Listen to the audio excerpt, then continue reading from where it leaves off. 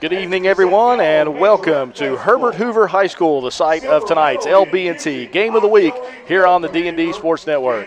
James Barker alongside Joe Kinzer, longtime friend on the broadcast booth, as Joe joins us tonight for this LB&T Game of the Week between the 3-2 Herbert Hoover Huskies and the 3-2 Chapmanville Tigers in what could be a playoff game in essence here in the state of West Virginia, Joe.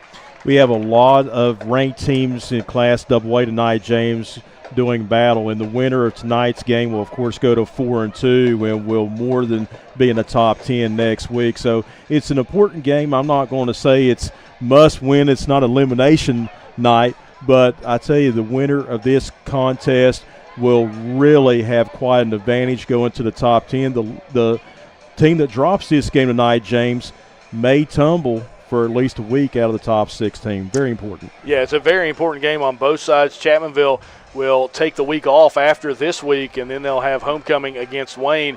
On the flip side, Herbert Hoover will host Wayne. They'll go to Wayne next week, and then they will take the week off, and a very, very important matchup for them is North Marion. They'll travel to North Marion, who one of the top teams in the state playing tonight. But Joe, Chapmanville comes off a 40-7 loss, and while you look at that score, it was against the Scott Skyhawks, who played tonight against Mingo Central. You look at that score and you think, well, they must have not played very well. They played very well in the second half. They shut Scott out in the second half. This was a Scott team that was trying to score in the second half. Chapmanville goes down and scores on their opening possession of the second half to get their 7 points. They shut Scott out for the entire half. I think there were some building blocks that Zach Belcher could build on. You have to remember, Scott, their championship window is now with quarterback Matt Fry and also Carson Brenniger. And you're absolutely right. For Chapmanville, shell-shocked in the first half, Coach Belcher made adjustments. And for Chapmanville Regional, I've been reading up on them, a lot of young athletes, a lot of sophomores, a lot of juniors. Elijah Pridemore, linebacker, third leading tackler in West Virginia. And like you said, they played a better third and fourth quarter, and that was the momentum heading into practice this week. You just have to have amnesia. You've coached the game, I haven't, and you just say, guys, we played a better third and fourth quarter. You have to get better with each and every day of practice, each and every play. And last year, the score was close between Chapmanville Regional and Herbert Hoover. Yeah, that was a game that I got to coach in last year, Joe, and our star running back, Cole Farmer, goes down at halftime, doesn't come back out, does not play in the second half. Kind of a little bit of an issue offensively for us in the second half. But that game, I believe, at halftime was 28-27, and very, very close. And a lot of returning players for Chapmanville from that squad, even though you got to replace a few of those big-name players. But a lot of the defense is back, and that's what's been the backbone of this Chapmanville club this year has been their defense. 9 starting defensive starters back from 1 year ago. Also, with the coaching change, high participation in the weightlifting program, 35, 40 plus, and that's where it all begins. If we're going to have a successful program in the weight room, and Chapmanville Regional has done that. And up front, I talked to Joey Fields last night on the phone, and he said, Joe, the strength of the offense is the front five up front, the offensive line, and also running the football. If Chapmanville Regional can possess the football, play ahead of the sticks, you have 4 downs to get 10 yards. Hey, they could come out of Husky Stadium and they could ruin homecoming night for the Huskies. It is homecoming night here for Herbert Hoover High School here on the field they call the River. We're going to step aside for a quick break. When we come back, we'll have the pregame show continuing as well as the coin toss. You're watching the LB&T Game of the Week right here on the D&D Sports Network.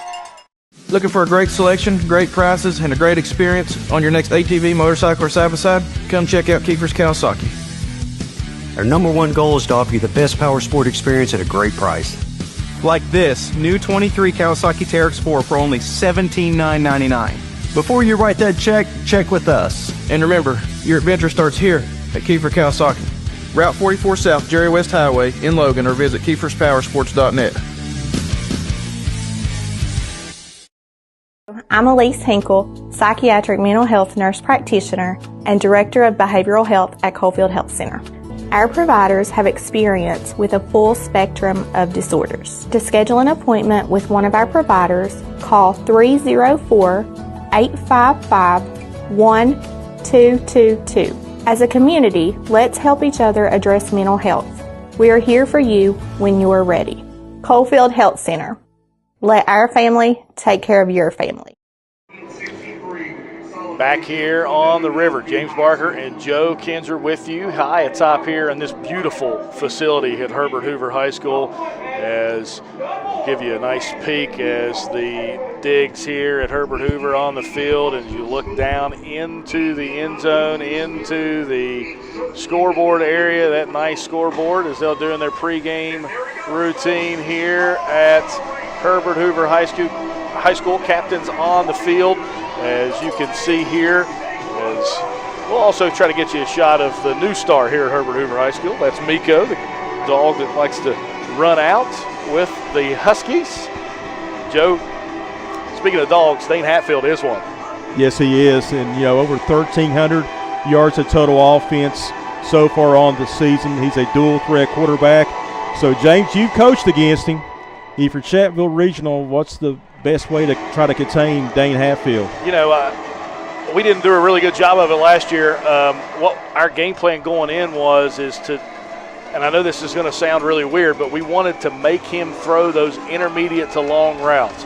He likes to take deep shots. That's fine. We didn't want to get in a one-on-one matchup with a couple of those receivers, but at the same time, we wanted to make him throw the football to beat us, because his rushing, his legs, and his vision were one of the things that just separates him from just about anybody else at that quarterback position. And for Chapmanville Regional, of course, Hatfield 8th in passing in West Virginia.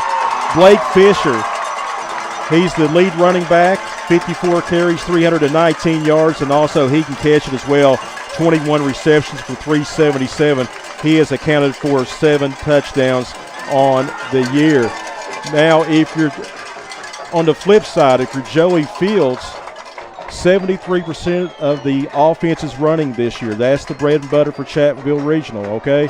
So do you put 9, 10 in the box, try to stop the Chapmanville run, and dare Blake Cook to throw and beat you with his arm? Yeah, Cook is one of those kids that he can do a little bit of everything. He's a good athlete back there.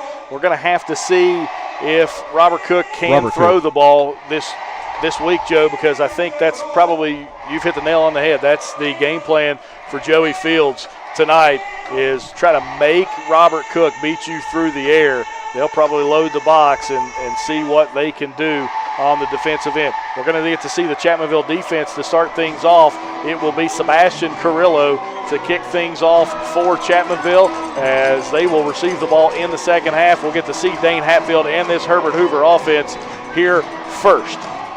Got the live show going on, got the cowbells, and as soon as I walked into Husky Stadium, I looked at Joey Fields. I said, hey, this is a little bit of an upgrade than Falling Rock. Yes, absolutely. And on a serious note, it took 7 years after the devastating flooding here in Kanawha County, but these kids have a school, a campus of their own, and they have top-notch facilities to play in. Much deserved for this community and these kids.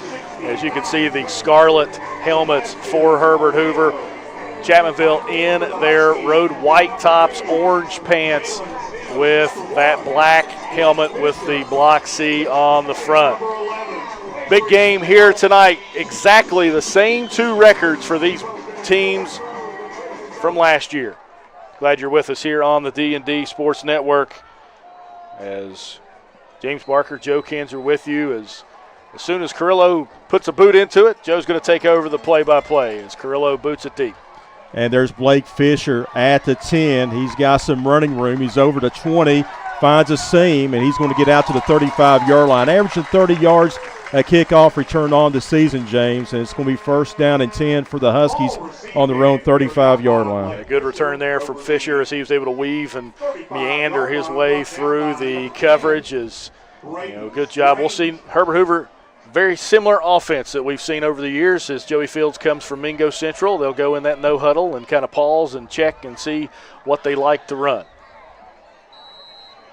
2 receivers to the near side. Of course, Fisher's the running back. And that's what they do. A lot of teams would think that a Joey Fields offense will hurry up, but they don't. They just like to set and look what the defense is going to give them. And there's the handoff to the near side, and That's Fisher. He's going to pick up 5 yards, fumble on the play, but Fisher was down. This is an issue that Chapmanville had last week. They allowed Carson Brenniger for Scott to get onto the edge, and that was a outside zone run play as Herbert Hoover able to try to get to the edge there, and only a gain of 4 though, Joe. Jeremy Collins on the tackle, so second down and 6, the ball at the 40-yard line. Got to win the weighty downs here for Chapmanville Regional. Herbert Hoover, the runner-ups from last year. Back to pass is Hatfield, plenty of time. Throws it out in the flats up top, complete, and it's going to be a short gain. Third down coming up. Pinnell on the reception. He's a junior, James. Yeah, Pinnell, good catch there. Good read there from Dane Hatfield. Had 2 guys in the route down the field, unable to get them into some passing lanes, and yet the check down for Dane Hatfield, a little 2-yard gain for Pinnell. This will be huge for Zach Belcher's offense or defense if they can get off the field here. Third down, 4 trips to the near side. 1 receiver up top. Hatfield's going to keep it himself, and it's going to be 4th down. The defensive end stayed at home that time. That was a good job by that defensive front for Chapmanville to squeeze those gaps inside. We'll see what Herbert Hoover does here. Joey Fields has been a gambler most of his coaching career, but looks like he's going to trot on the punt unit here. Preston Kovach. Is it Kovach? Yes. Okay, he was in on that last play. So a nice defensive series there for Chapmanville Regional. Now you just got to maintain, be disciplined, and not jump off sides. See exactly what Coach Fields does here as a snap back, a little high snap there, Joe, as it's now booted away down the field. And will roll, and Adkins picks it up. Probably not the best decision as he takes a little bit of a wallop. He'll start at the 20-yard line. Joe, do want to take the time while we have a second and congratulate Coach Belcher and his wife Kaylee, as Kaylee gave birth to a beautiful baby girl over the last week, Sunday night into Monday morning. Abigail Blake Belcher. And congratulations to them, and I know Coach has had we'll say it, a restless week, but I'm sure he is very happy and very blessed. I tell you, it'd be even a better week if the Tigers can pull out a victory here tonight. But congratulations to Coach and his family. As they're going to actually make 55 Jones leave the game there, as he couldn't get his jersey properly equipped, so they're going to have a different offensive tackle into the game early here. We'll see if that may change the play call maybe for Chapmanville, as they're going to bring Caleb Robinette in, but Chapmanville's going to keep in the same formation. Cook in the backfield. And Cook's going to sprint out to the near side. He's going to throw it, and it's going to be incomplete. Try and move the pocket that time, and intended receiver for the Tigers was Braden Strange, incomplete. They're going to move a Herbert Hoover player off the field as well, as looks like to be, couldn't get a number there, Joe, number 6 for Herbert Hoover, as that's Lucas Looney.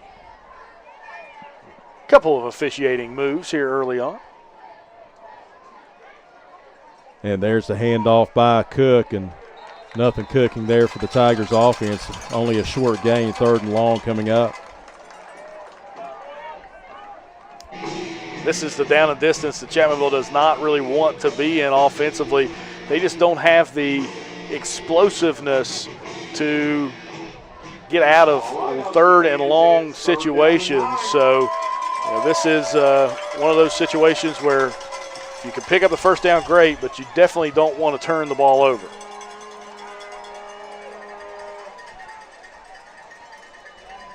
Still no score there, Joe. Trip formation now to the near sideline. Cook's going to sprint out that way, and he is going to be flushed, and he is hit and dragged down. Incomplete pass. Not entirely sure. You may see was out of the pocket, but he didn't get to the line of scrimmage, so they're going to call it incomplete. No intentional grounding. And I've seen the intentional grounding call this year a few times. So it'll be 4th and 10. Do apologize, no scoreboard clock or no scoreboard camera for you here tonight. Not possible for us. We're in a little bit of a confined spot, so the second camera couldn't get up. It's 8:47 to go here in the first quarter. We'll keep you updated on the score and the time as well. Cook averaging 37 yards a punt on the season. And Herbert Hoover's going to take over on the Tigers' side of the 50-yard line. Plus, when I look over to my left, I'm looking into a tina window. Yeah. So beautiful facilities, however. It is a gorgeous facility. We are just in a spot where we're just don't have that second camera. That's all we can say. The Huskies take over on the Chapmanville 40-yard line, Joe, and the thing about two good defenses, you can flip field positions and give your offense a chance, and that's what Herbert Hoover has done here. So the second series of the game, 2 receivers to each side. Halffield looking all day to throw. He's going to wind it up, throw it into the end zone, incomplete, just overthrew his intended receiver. That's what we said in the pregame. Hatfield will take those deep shots. It's you're going to kind of live and die with those deep shots that Hatfield takes. What you don't want is his legs to beat you. And right now, Chapmanville's done a good job of that here on this opening quarter of action. One thing that I'm very impressed about, however, for the Huskies, excellent protection. I mean, you could eat a chicken, you could wing, you could eat some brownies. Oh gosh, those are the best brownies I've had in the concession stand. I knew you were going to mention those on the broadcast. Yeah. Second down 10, ball at the 40-yard line. Hatfield throws it, little screen action, and excellent blocking, and that's going to be a first down for the Huskies. As good receiver there. Bryce Grimm, the senior, able to make the catch on that screen play as Hoover moving quickly here. Looney the back in the backfield with Hatfield. Gain of 16. There's a straight handoff that time between the center and the guards, and gain of a couple. Chapmanville has done a good job so far, Joe, of really from A gap to B gap, taking away those run lanes that Hoover likes to play with. And they haven't had success running the ball so far, but that completion to Grimm, the largest one of the game so far. Yeah, Caleb Robinette, I tell you, he's doing an excellent job on that defensive front. Quick hitter up top again, and I tell you, they're using that passing game as the running game. That's going to be near the first down. Got a Chapmanville player down. As it looks like to be Preston Kovac. And that's a stud inside backer for Chapmanville. And he seems to be hurt there as they tend to him. We'll take a break. 7:38 to go here in the first I'm quarter. Elise Hinkle, psychiatric mental health nurse practitioner and director of behavioral health at Coalfield Health Center. Our providers have experience with a full spectrum of disorders. To schedule an appointment with one of our providers, call 304-855-1222. As a community, let's help each other address mental health. We are here for you when you are ready. Coalfield Health Center. Let our family take care of your family. Stop by Eric Home and Drug today and let them fill your prescription. Eric Home and Drug has been serving the Chapmanville community for over 46 years. They're a proud supporter of the Chapmanville Tigers and all mountain athletes.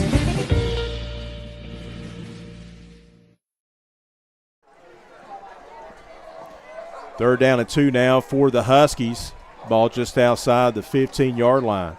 Hatfield's going to keep it himself over the right side. That's going to be another Herbert Hoover first down. The first push we have seen up front for that Hoover front. Is largest run of the game for Herbert Hoover on that play. As first and goal from the 10 here, Joe. 4 downs to put it in the end zone if you're Joey Fields.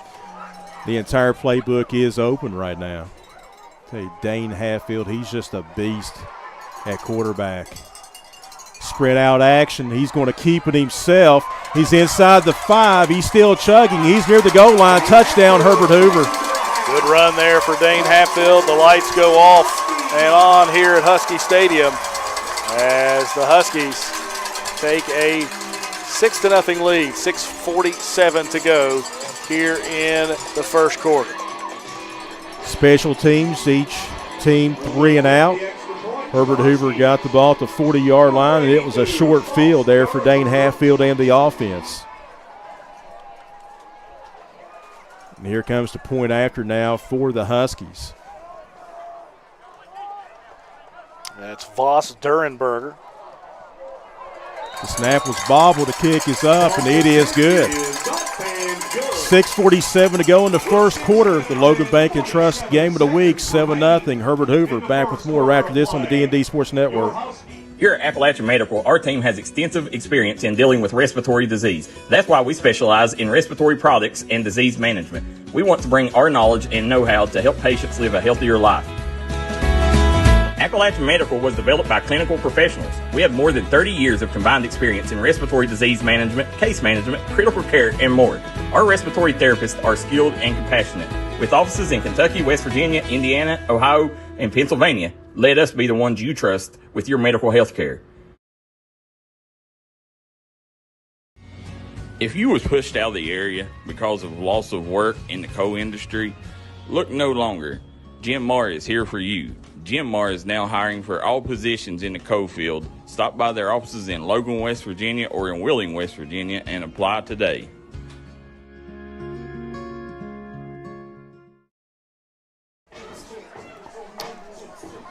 Welcome back to Husky Stadium. It's the Logan Bank and Trust game of the week, 7-0. Herbert Hoover with the lead. Chapmanville Regional will be starting their second offensive series of this game.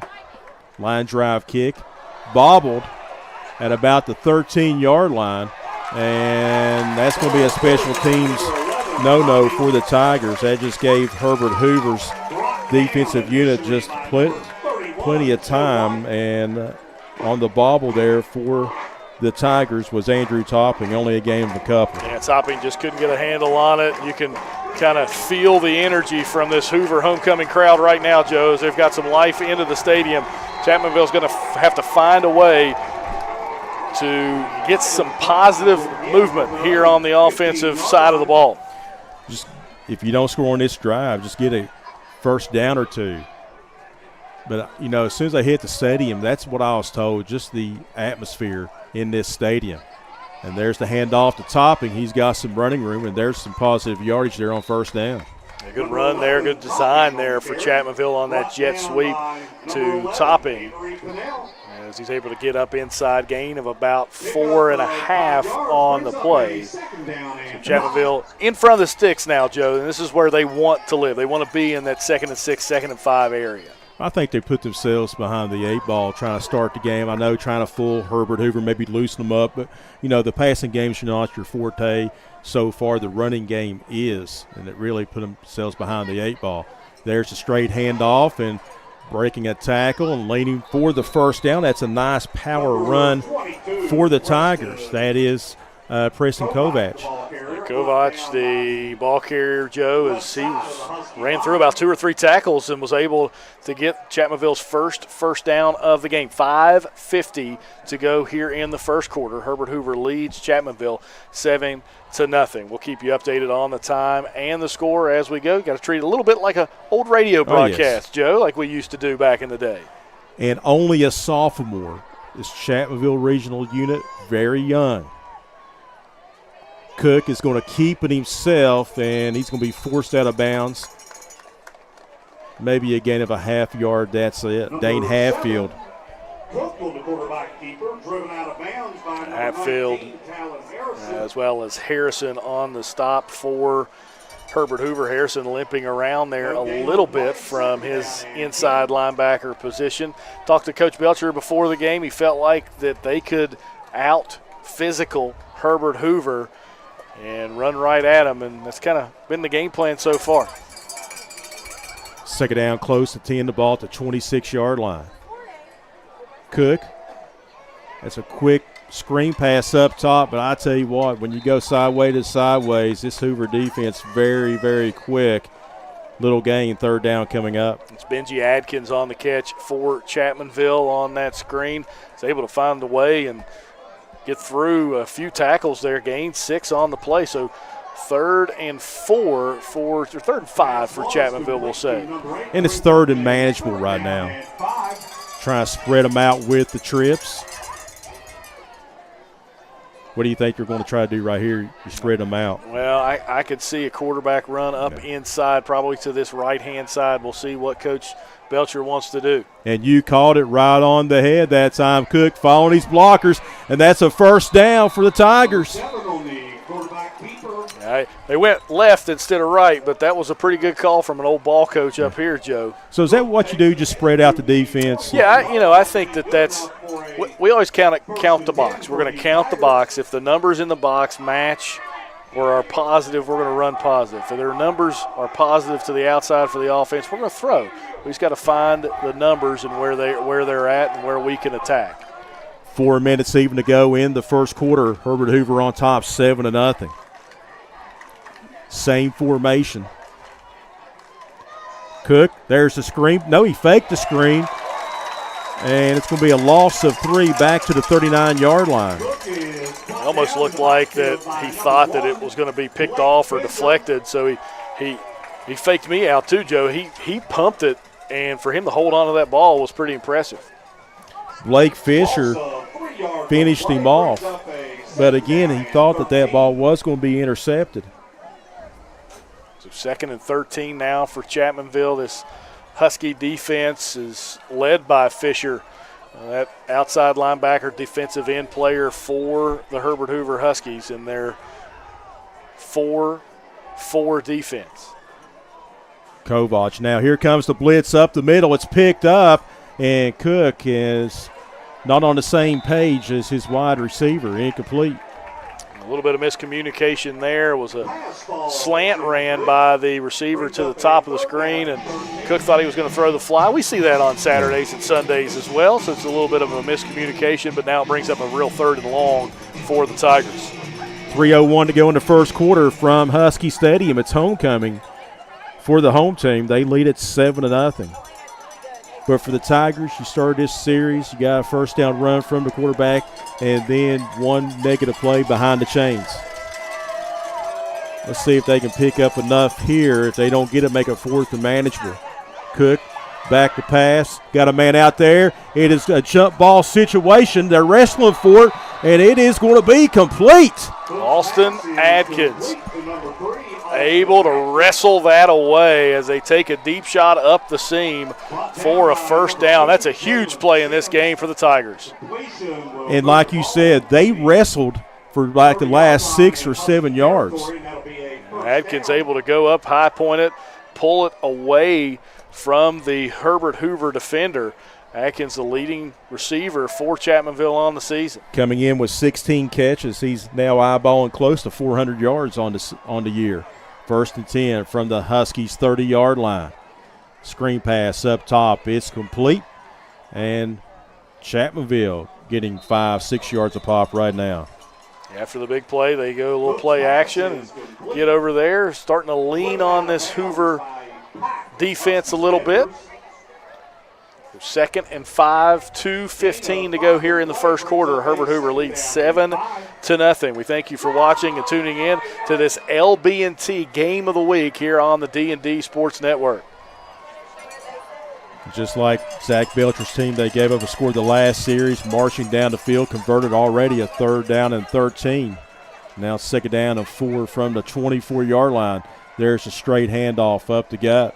Positive yardage, just bring up a 3rd down and a long one.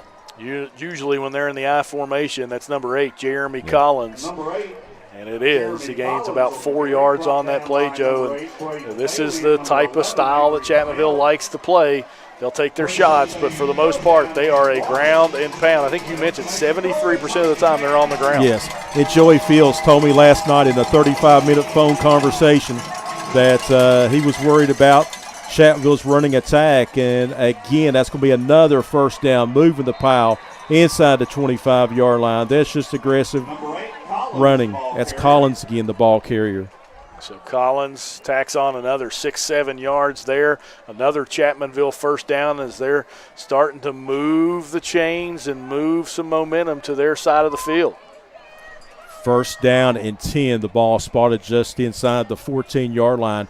Tigers down 7-0. 1 minute remaining in the first quarter. Glad to see my good friend there, Josh Barker, messaging. Says, go Tigers. Appreciate him tuning in. Power eye set here, Joe, as Topping gets the handoff.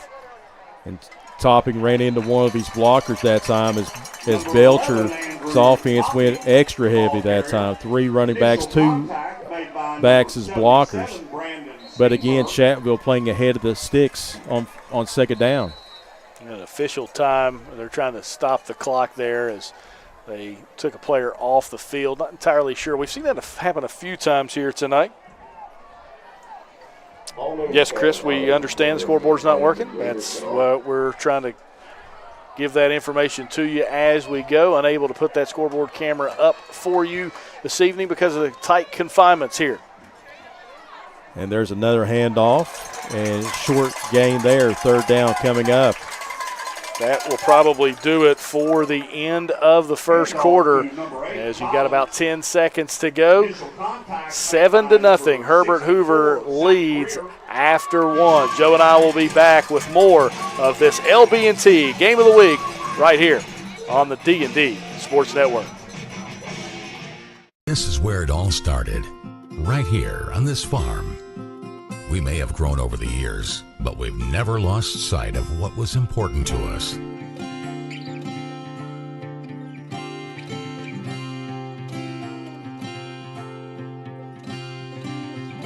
We're continuing that tradition today, and we always will be for generations to come.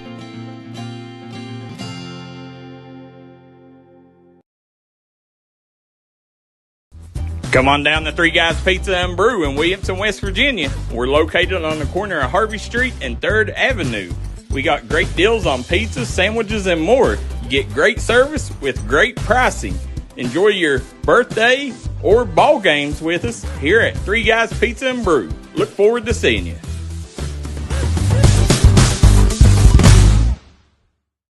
You're trying to rehab from an on-the-field or workplace injury? Come to Rebound Physical Therapy and Sports Performance in Chapmanville, West Virginia for all your physical therapy needs. For over 10 years, Rebound Physical Therapy and Sports Performance has been making sure their clients rebound in the quickest amount of time possible. That's Rebound Physical Therapy and Sports Performance. Look forward to seeing you.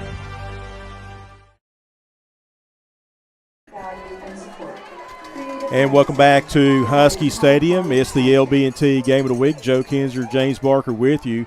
Herbert Hoover with the lead 7-0. However, the Tigers, they are driving deep into Husky territory. Still in the power eye set for Chapmanville. It's 3rd and about 6 for the Tigers. Ball at around the 10-yard line. And there's to give to the second back through, and nothing there. 4th down coming up for Zach Belcher's ball club. That looked like Blake Fisher. It was, Joe. With excellent the tackle. Excellent play from Fisher, who we have seen make some good ones here tonight. He's made some good ones all season long. Total offense in the first quarter. Chapmanville unofficially was 78. Herbert Hoover 49. Well, this is going to be a field goal attempt from the sophomore John Farrell.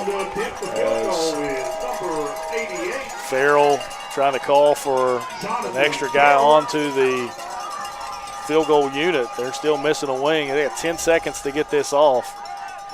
They may have to burn a timeout. They have to take a timeout. That's in. Snap down, kick is up, and Farrell's kick is good.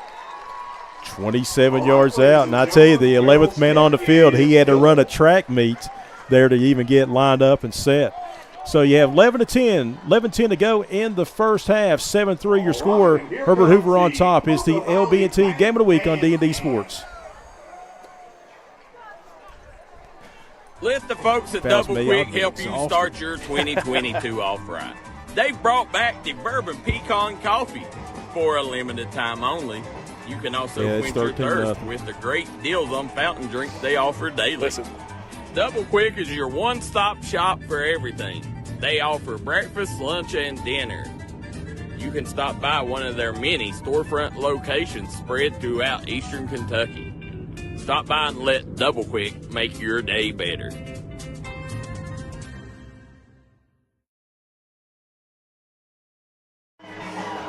Sims, Fisher, and Pinnell back deep to receive for Herbert Hoover.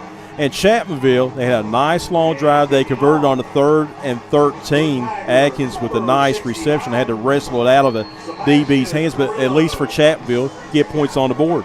You do get points on the board, and I'm going to give you another little trivia tidbit. That's the first field goal Chapmanville has made against Herbert Hoover since 2015 when Tanner Dillon kicked a game winner at Falling Rock and Joel Crawley Stadium. I don't know who would know that except an old coach. Well, you are Mr. Tiger himself. You've done an excellent job. Here comes the Huskies, got some room, and Pinnell is tripped up just out across the 40-yard line, or he might have taken that one to the house. Yeah, it was a great return. We've seen 2 great returns for Herbert Hoover on the 2 kickoffs they've had, and you're going to have a player for Chapmanville up slow. I believe that's number 8, Jeremy Collins.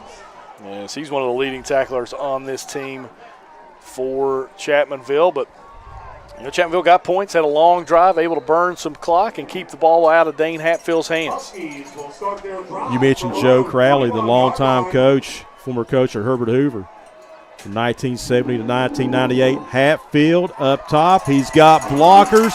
They're in the Tiger territory, and that is going to be a first down. Sims on the reception and on the tackles. One of the leading receivers for Herbert Hoover, Joe, this season. Kovach on the tackle. We've seen the screen game work for Herbert Hoover so far here tonight, and that's kind of what they have gone with for Chapmanville. Is you had a flag on the play that was picked up, as Hoover will have 1st and 10 at the 42-yard line of Chapmanville. We thank you for watching here on the D&D Sports Network. Man in motion, and they faked the jet sweep that time, and coming back over to the right, and that's going to be another Herbert Hoover first down. That's Fisher. They faked the jet sweep. Faked it. Coach Fields has kind of done the same thing everywhere he's went as a coach. You saw that play as a staple play back when he was at Mingo Central as Yogi Kinder's offensive coordinator, and right there able to dial up that one again. First down and 10 now at the Tigers 26. Herbert Hoover leading at 7-3 early second quarter. Hatfield, he's going to keep it himself this time. He's got some good yardage inside the 20-yard line. A gain of about 8 on the play. Was that a design run? Because he dropped back, act like he's going to throw, and he just took off. Yeah, it's just a quarterback draw. Instead of drawing with the halfback, you draw it with the quarterback and trying to design to get those guys to drop in coverage and create those natural run lanes. And Dane's really good at finding those lanes. Second down 2, the ball now at the 18-yard line. And let's try it the right side. Dane Hatfield says he has the first down inside the 10. That's going to be inside the 10-yard line, right about the 9 for another 1st and goal for the Huskies. And they have moved quickly here in the second quarter. They got it with 11:10 to go in the second quarter. It's 9:38 to go here in the second quarter, so a minute and a half as Chapmanville takes a timeout. We'll do the same. We'll step aside for a break. Back with more here on the D&D Sports Network right after this. If you got a big job to get done, don't just trust any flagging service. Call Diamond Flagging Service. Diamond Flagging Service keeps your community safe while also making sure it stays moving. Give Diamond Flagging Service a call today for their services. They also offer amazing job opportunities. Diamond Flagging Services, proud supporter of the Mountain Athletes. Gracie and Tate Merchandising has become a staple here in the Danville and Madison community. They'll make sure you find that treasure that's been eluding you. Everything you need under one roof. New items at discounted prices right here at Gracie Intake Merchandising. Go Skyhawks!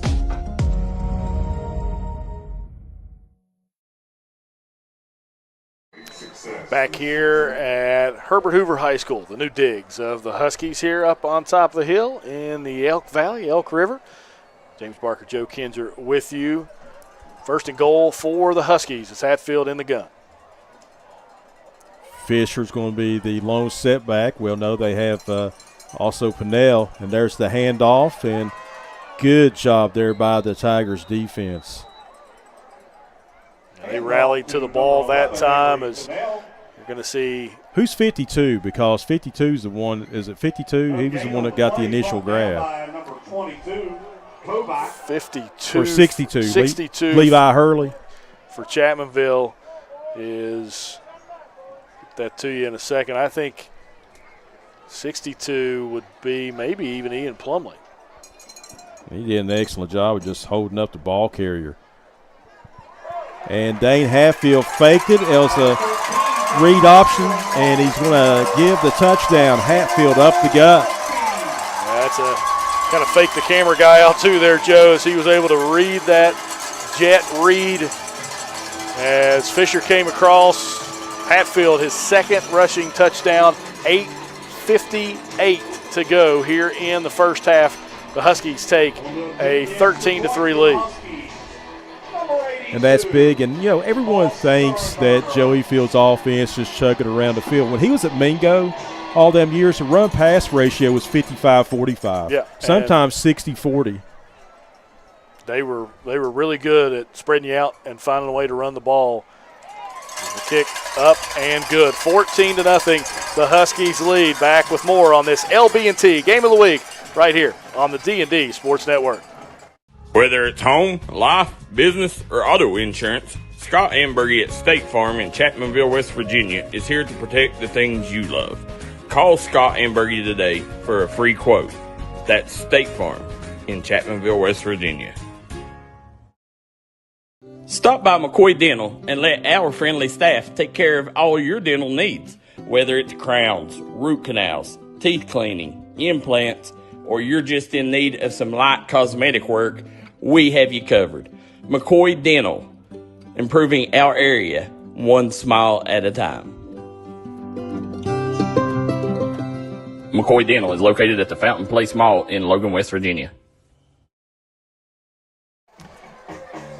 Back here at Herbert Hoover High School, James Barker, Joe Kinzer with you on the D&D Sports Network. This LB&T Game of the Week, 8:58 to go in the first half. Herbert Hoover, a 14-3 lead on the legs of Dane Hatfield.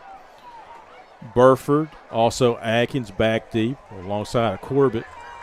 And the kick's taken at the 12.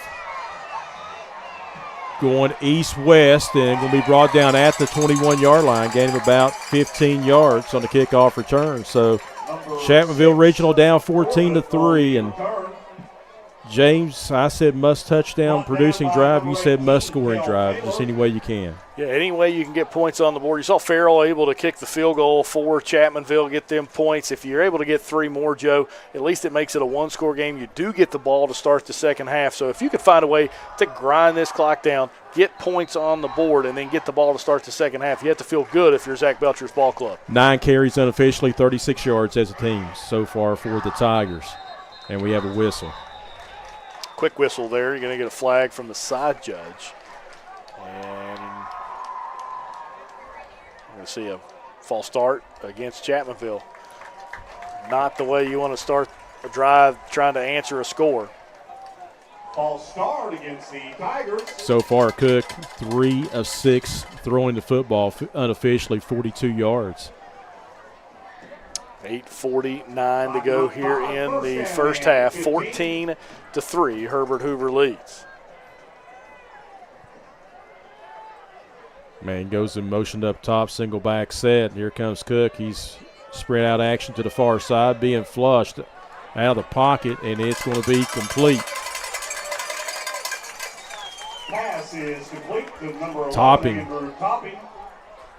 Brought down by number 10, Ethan Patrick. So Topping gains the penalty yardage back, plus about 3 more. So Chapmanville 2nd and 7 there from the 25. And that's manageable. That's what you needed right there. Just use the passing game as an extended version of the run game. Brings up a 2nd down and 7. Again, lobby skill set players for Chapmanville, very, very young. Dylan Smith, I think you would be the GOAT.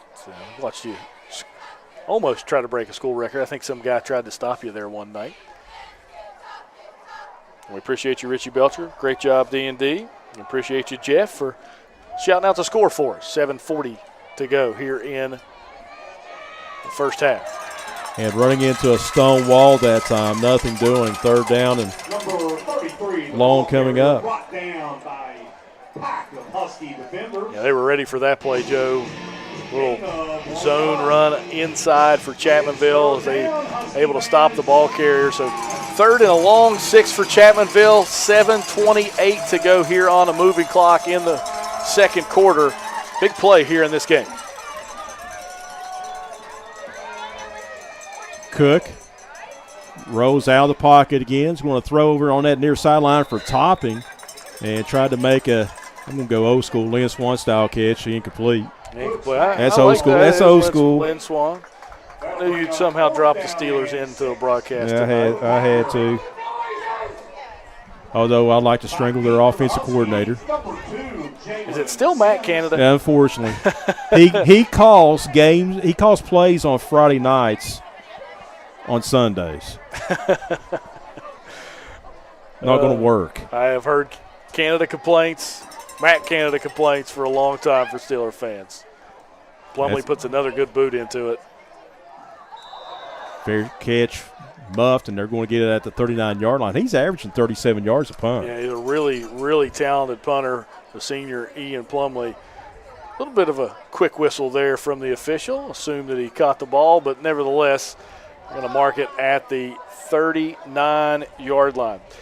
Again, we thank you for watching this LB&T Game of the Week here on the D&D Sports Network. We thank our sponsors that you can see in the top left corner as well as on the scroll bar. Without those sponsors, we are unable to broadcast these games for you here on the D&D Network. And I'm not entirely sure. I tell you what happened. It was the inadvertent whistle. I told you the official blew it quick. Right.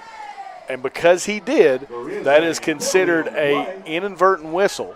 And they're going to move this ball back and here's to the thing, original spot. Here's the thing. That was a good punt. It was a good punt. Well, what about if you shank this one?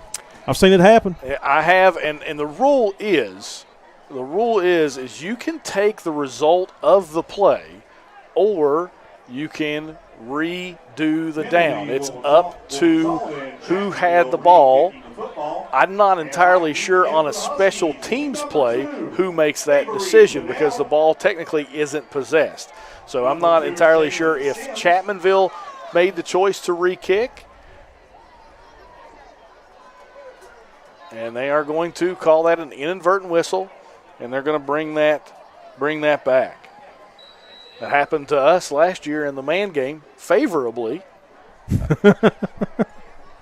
And you emphasize favorably. Oh, it was very favorably. There's a bobble. Plumlee does get it away, though. It's fielded at the 32-yard line, and the Huskies are going to get the advantage of this one in the Tigers' territory. Speed absolutely just kills. That's Jalen Sims, the senior. Sims able to pick it up off the bounce. Plumlee got a really great bounce. It got right back to where it would have been Husky ball on the first punt, but Joey picks it up and, like you said, speed kills, got to the edge. So they picked up close to 15 yards? That's about a 15-yard advantage? I think it was a 20-yard advantage. 20 yards. It was back at the 35-yard line originally. Now they're at the 43-yard line of Chapmanville. And they're already up 14-3, 6:54 to go in the first half. It's homecoming here. Just off Elkview exit. Exit 9 off I-79. Again, beautiful facility. We really appreciate Coach Fields and the Herbert Hoover administration for allowing D&D to come and broadcast the game here tonight. Here's how easy it was. I think you suggested to Daryl, hey, let's do the game. I'll call the school. You call Joey Fields up. We know him real well. Hey, I got to run it up the chain to my boss. Calls you back. Hey, you're in. Yeah, it was really simple. He said, yeah, come on up. Come do the game. As Coach Fields actually going to come down here.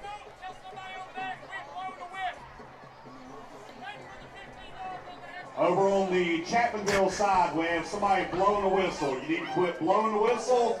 When we find out who you are, you will be removed from the premises. Well, last week when I do the public address announcing this year for Mingo Central, and there was a fan that was pointing a laser onto the field, laser light. So you can't try to interfere with what is going on the field. Just be a fan, cheer for your team as Hoover takes over here on the 43. Fisher lone setback. Dane Hatfield, plenty of time. Throws it deep, and it's incomplete. Threw that one into double coverage. And, again, that's where, Chapmanville kind of wants to live a little bit with Hatfield, make him take those shots down the field, trust your defense behind it. They did right there, so it's 2nd and 10 now. And really, aside from a few big plays here and there, we have not seen Herbert Hoover move the ball with relative ease. They have had their plays and marched down the field, but this Chapmanville defense has had its chances here so far. It's been the short passes that's really gave the Tigers fits in the legs of Hatfield. 2nd down, 10. Handoff to Fisher. There's 3 missed tackles, and that's going to be good positive yardage. 3rd down and manageable coming up now for the Huskies. And Fisher, a good little jump cut there, able to get inside the blocks of this good offensive line, Mighty Lopez, as well as Brandon Ramos and Alec Harrison as well, the big right tackle for the Huskies. Gain of 6, 3rd down and 4. Topping brought him down. 6:15 remaining on a turning second quarter clock. Herbert Hoover leading it 14-3 in its Cardinal Conference contest. Hatfield run all the way. He's got a nice block. He's got a 1st down. Makes a nice cut back to the right side. It's a track meet. 20, 15, 10. He absorbs another hit. He gets all the way inside the 5-yard line. 1st down and goal. Gain of 34 for Dane Hatfield. Man, what a run there for Dane Hatfield. Juking and jiving his way, reversing his field, and he gets a big chunk, 34 yards. There goes that big play, trying to take the big play away from Dane Hatfield. He says, I got you right here, Coach. 34-yard run that, if he gets in the end zone, Joe, that's probably one of your top 10 plays of the week. 76 yards on the ground for Dane Hatfield, already over 100 yards of total offense. Let's see if Joey Fields will award the quarterback and let him go the final 3 yards. Back to pass. Slant. Touchdown. Herbert Hoover. Just like that. That's Avery Pinnell. And a beautiful drive, short field, but the Huskies cash it in 20-3. The Huskies now lead as you can see this new light show here with these lights after a Husky score here on the D&D Sports Network. And Chapmanville's got to find a way when they get the ball back, Joe. We mentioned it was an important drive last time out. It's going to be an even more important one for the next one. As you've got Voss Durenberger on to attempt the extra point. Hatfield, the 8th leading passer in the state of West Virginia. Kick is up, and it's through the uprights good. 5:18 to go in a half. Herbert Hoover leading at 21-3. It's the LB&T Game of the Week on the D&D Sports Network. If you want to work for the nicest fleet of trucks around, call Eric's Trucking. Right now we are hiring for 18 and 10-wheeler drivers. Must have CDLs. Eric's Trucking is a proud supporter of the Chapmanville Tigers and wants to wish Maddox Sarton the best of luck in today's contest.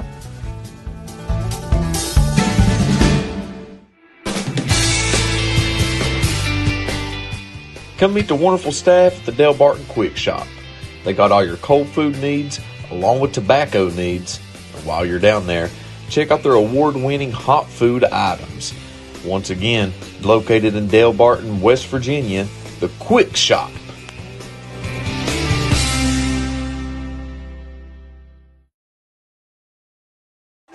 back here at Herbert Hoover High School. The Huskies lead the Tigers 21-3 here in the second quarter. 5:18 to go here in the second quarter, and Chapmanville's got to find an answer. Beautiful facility, beautiful campus here at Herbert Hoover. 7 years in the making following the devastating flooding here in northern Kanawha County. And that kickoff, Topping takes it at the 8. He's across the 15, out across the 20-yard line. I'm going to mention this quickly. I said it real quick during the break, but the last 7 years, let's face it, the high school had diversity. You went to a middle school. They had, modular buildings as classrooms. Yeah. And just not athletically, but academically, the high school flourished. Yeah, athletically, it's been its best in decades, okay? I don't know if a lot of – you got to give credit to the administration, just not the students, but the leadership of Herbert Hoover High School, because I don't know if a lot of areas would have been able to keep that up and do that for 7 years. Yeah, resilient is the word that comes to mind, Joe. Very resilient community here in Falling Rock and Elkview, as they have been treated to a really good program here, not only in football but basketball, baseball, and softball as well. It's one of the best softball schools in the state of West Virginia. Cook on the carry, and they won the first down battle right there by the blocking there by Freddie Gazee, the junior, 6'2", 225-pound lineman. He's the one that threw the block. I know Cook had to go piggyback there for about 3 or 4 yards, but good job by Gazee. 4:40 to go here in the first half. Again, Herbert Hoover leading 21-3 against Chapmanville in this key Cardinal Conference matchup. 5 seconds now on the play clock. Topping, jet sweep, halfback pass, got a man out there. It is going to be complete inside the 40-yard line of the Huskies. Oh, bag of tricks, Coach Belcher. Dave Williamson, the offensive coordinator, dials one up. Beautiful call, big play when needed there, as Topping the jet sweep pass to Austin Atkins. Hopefully for the Tigers, they can get going after that play. That's a play there. Just get yourself some momentum. I tell you, the Tigers have made some great plays tonight on offense. Of course, that 20-yard plus reception there by Atkins, wrestling it away from a Husky defensive back in the first quarter. Got to cash it in, though, now. Got to go the final 37 yards. Cook is going to look. He's going to run. He's going to be forced out of bounds after only a gain of a couple. That's going to be Hayden Payne, the junior linebacker, coming over, making the play. Clock stops out of bounds for Chapmanville after that gain of 2 by Cook. 3:52 to go here in the first half of play. Chapmanville trails Herbert Hoover 21-3. Brings up a second down and 8. All right, Chapmanville Regional with a big road win this year, 44-43 at Nitro. When in doubt, hey, go for 2, go for the win on the road, and that's what Zach Belcher did, and they took that game. There's a couple of broken tackles, and that might be the most electrifying no gain of a run, because number 33, that's Pridemore. Elijah Pridemore, the third leading tackler from his linebacker position in the state of West Virginia. I mean, he took 2 or 3 hits that time. Yeah. Right now, anytime that guard has been pulling for Chapmanville, Herbert Hoover has shot either a D lineman or a linebacker through that gap, and that's why they've been able to get into the backfield on those inside runs. So 3rd and 8 now here for the Tigers. 4-down territory, 2 timeouts remaining in the half. Cook, they're rolling out to that right side. He's got a man out there. There's a lot of contact, no flag, incomplete, 4th down. We'll see what Coach Belcher and Coach Williamson decide to call here. They're going to go for this, obviously, on the 35-yard line, 4th and 8. And we'll see kind of where they go with this ball. You'd have to think Austin Atkins is going to be in the mix, the leading receiver for the Tigers. And they've been rolling out to the right side majority of the half. Exclusively, yeah, you're right, Joe. Let's see if Atkins can win another battle here. 4th down. Cook, they go to the right side again. Throwing one up It's going to be caught incomplete, and Chapmanville Regional will take the football and give it over on downs. They tried to throw a wheel right there to Adkins, a little bit maybe of an out and up, and took a deep shot there on 4th and 8.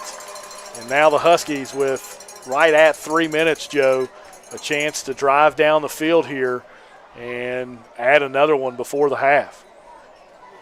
This is my first time watching Chapmanville Regional play this year. I mean, I'm only going to say it, that you're only using a third of the field. Sometimes, especially when you're on that hash mark into that boundary, as you're going to get a timeout on the field. We'll do the same. We'll step aside for a quick break. It's 21-3. Herbert Hoover leads here with 3 minutes to go in the second quarter. Back with the LB&T Game of the Week right here on the D&D Sports Network.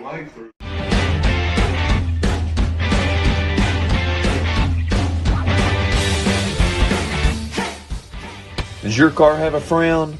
Well, come on down to Evans Auto Parts, located in Delbarton, West Virginia, right off the turnoff from Birch K through 8. When your cash is tight, they make sure the price is right. Come on down to Evans Auto Parts.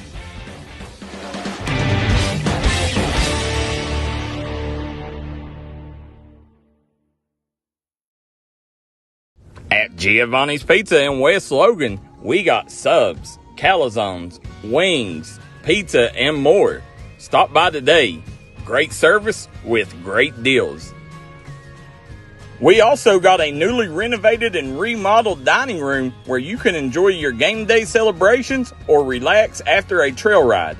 We look forward to seeing you at Giovanni's in Logan, West Virginia.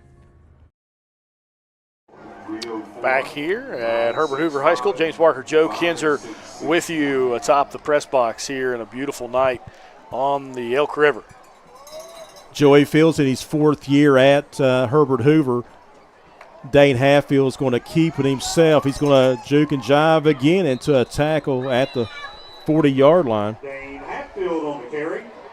Hatfield 40-10 all time. That includes his 1-year stint as the head coach at Mingo Central as Kovac with the tackle. He led the Miners that year to a state semifinal appearance as they dropped a decision to the Polar Bears of Fairmont High School.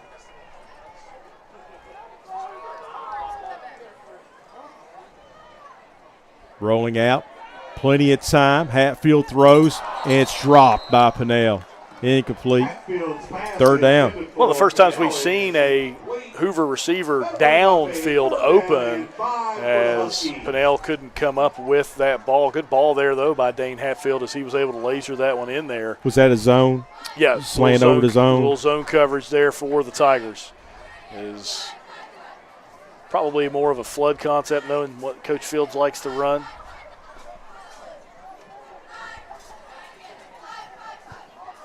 Third down of 5, the ball at the 40. Hatfield, 2-step drop, floats it out there, and it's going to be complete as the Huskies will move the sticks. That's going to be Jalen Sims, the senior, on the reception, and Keldon Lucas, a senior, on the tackle. Just a little bit of an off coverage there, little hitch for Sims on the outside as they're able to get that completion for the first down. That's one of those good throws you like to see from your quarterback, able to throw it over the defender in the flat and get something going for your defense or offense. Under 2 minutes remaining, all 3 timeouts, 4 wide, 3 up top. And there's the screen pass. And getting some yardage inside the 40 break. Yeah, Fisher inside the 35 and tackled out of bounds. And they're saying, hey, keep it winding. That's going to be a gain of 19. 1:39 to go here in the first half of play. Herbert Hoover a 21-3 lead as they're marching again. They've only been stopped once so far this evening, Joe. 1 punt for Herbert Hoover. Everything else is ended in the end zone. When Joey was the offensive coordinator at Mingo Central, it was the bottom screen they ran. Timeout on the field. We'll take it as well. This is the LB&T Game of the Week on the D&D Sports Network. Looking for a new healthcare provider? Come see us at Tug Valley Wellness Clinic. We take all patients from the ages 2 and up. Our staff has over 30 years of medical experience. We do everything from DOT physicals, wellness exams, adult and child, walk-in visits, and more. Call us today at 304-236-3601 and reach us Monday through Friday. Call 304-752-3474 and see Missy Birchfield at your good friends at State Farm in Logan, West Virginia. She gives out free insurance quotes, so make sure you see her at State Farm. If you're injured in a car wreck, don't delay. Give me a call today, Justin Markham. Here at Markham Law Office, we will fight for you. Don't settle for a handshake and a small check from the insurance companies. Give us a call. Don't take on the big insurance companies alone. We will fight to get you the compensation you deserve. Here at Markham Law Office, you're more than a client. You're family, and we take care of family. Give me a call, Justin Markham, attorney at law. 1st and 10 for the Huskies from the Tigers' 31-yard line. Chapmanville was showing blitz, and then Joey Field says, hey, look over at me, guys. Let's change the play. Play clock's down to 10. 90 seconds to go in the half. 21-3. Halffield looking, a little bit of pressure, throws it across his body, nearly intercepted. Chapmanville could have needed that turnover. As Alex Toney, the sophomore, 5'7", 150-pounder. That would have been come up with the 5th interception of the year for the Tigers defense. 1:25 to go here in the first half of play. Herbert Hoover a 21-3 lead as they're inside Chapmanville territory once again. 2 receivers to each side. Here comes the blitz. It's picked up. Hatfield moving in the pocket. He's going to say, hey, I've got to run it. He does. It's inside the 20, inside the 15. Takes a huge hit down to the 11-yard line. That was Elijah Pridemore applying the hit from behind. But again, a gain of 20 and a first down. First down, Huskies. 1:15 to go, Joe, on a moving clock. Ball at the 11-yard line. Hand off to Fisher. Very little yardage. Gain of a couple down to the 9-yard line. And we have a stoppage in play. 1:04 to go in a half. Tigers trailing at 21-3. This is the LB&T Game of the Week on the D&D Sports Network. Call Restoration One, West Virginia's go-to cleanup crew. Don't let fire, wind, water damage ruin your property. Restoration One can get you back to 100% in the quickest time possible. Our staff here at Restoration One is fast, friendly, and reliable.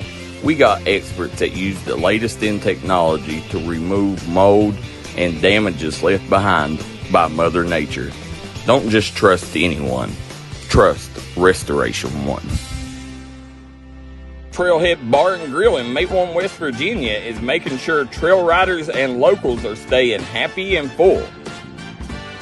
One thing's a guarantee at Trailhead is great food and great service.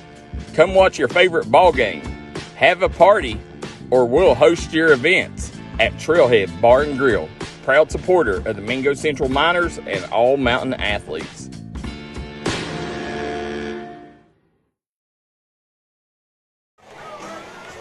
Second down coming up now for the Huskies. They have one timeout remaining. The ball at the Chapmanville 10-yard line. 21-3 your score. They're on top. It's homecoming 2023. Big play for the Tigers defense, James. Yeah, they need to stop here. Down 18 going into halftime. It's going to be tough for them if they get down any more. Halffield sprint out action to the near side. He throws it into the end zone. Beautiful catch. Touchdown. Beautiful catch. Cannell. That is a beautiful catch, beautiful throw, and the Huskies extend their lead. 27-3 now with just under a minute to go. 59 seconds as you see on the beautiful scoreboard here. Herbert Hoover High School. Fireworks back behind the scoreboard. Pretty cool for the Husky fans and their kids to celebrate that touchdown. Von Durenberger. I just kind of like saying that name on for the extra point. You're doing a great job with it. Kick is up through the uprights. Good. 28-3 is your score. This is the LB&T Game of the Week on the D&D Sports Network. Come down to Trailblazers Outfitters, located right off the 4-lane from Williamson, West Virginia, to hop on your new rental of side-by-sides, dirt bikes, or four-wheelers. They also have four-wheeler, dirt bike, and side-by-side repairs, along with accessories, tires, and stereo systems, and a large repair shop. Give them a call today at 859-953-0903 to get your new rental to enjoy the trails today.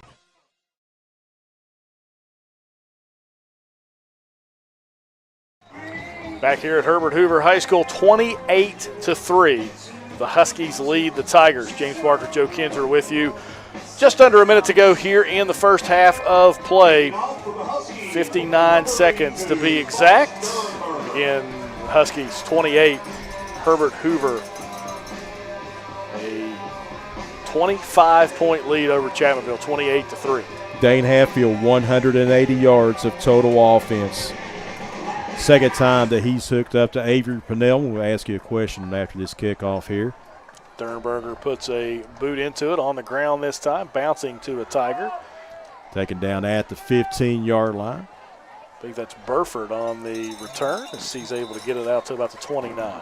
Nice sprint out action to the near side for the quarterback, finds Pennell. One makes that play successful. Yeah, you're getting, from what it looked like to me, you motion the guy across, you motion your back across to get that blocker there, Joe, and so you got trips to the near side or to the right side of the field. You're going to run what Joey would probably call a flood concept. You're going to run one guy out of the area, fly, post, get him out of that zone. You're going to bubble the other guy or get him into short flat, and then Pennell there gets in that deep out, that 15 to 10-yard out area in that flood concept. And if you take the low flat, the high flat or mid flat's wide open. Cook is going to dump it off to the safety valve. That's Pridemore. Very little gain of 3. 41 seconds remaining on a turning second quarter clock. Chapmanville, real no rush here. 33, 32 seconds to go now as they finally get to the line of scrimmage. I tell you, Chapmanville's got a nice future ahead of them. They got a lot of players. They got veterans. They got a lot of young underclassmen coming back for the next couple of years. That's just a safe play. Hand off up the gut, gain of a couple. Coach Belcher just didn't want to snowball even more before heading into the locker room at the half. That should probably be the final play of the first half, James. Yeah, it will be the final play of the first half, in a half that really, Joe, was dominated by the Huskies as they will take a 28-3 lead into the locker room at halftime. Joe and I are going to step aside for a break, pay some bills here on the D&D Sports Network on this LB&T Game of the Week. Looking for a great selection, great prices, and a great experience on your next ATV, motorcycle, or side-by-side? Come check out Kiefer's Kawasaki. Our number one goal is to offer you the best power sport experience at a great price. Like this new 23 Kawasaki Teryx 4 for only $17,999. Before you write that check, check with us. And remember, your adventure starts here at Kiefer Kawasaki. Route 44 South, Jerry West Highway in Logan, or visit KiefersPowersports.net. I'm Elise Hinkle, psychiatric mental health nurse practitioner and director of behavioral health at Coalfield Health Center.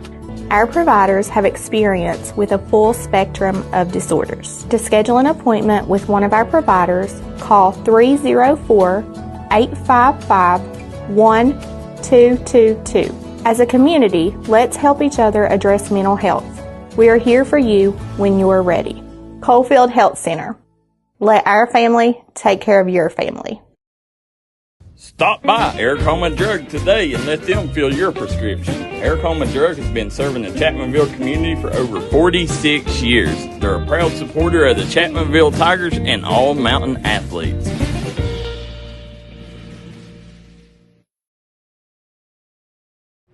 Here at Appalachian Medical, our team has extensive experience in dealing with respiratory disease. That's why we specialize in respiratory products and disease management. We want to bring our knowledge and know-how to help patients live a healthier life. Appalachian Medical was developed by clinical professionals. We have more than 30 years of combined experience in respiratory disease management, case management, critical care, and more. Our respiratory therapists are skilled and compassionate.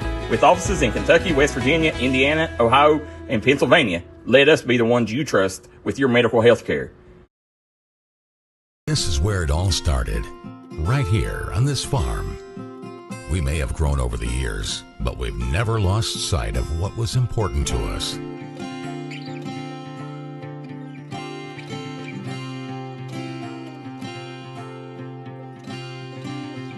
We're continuing that tradition today, and we always will be for generations to come.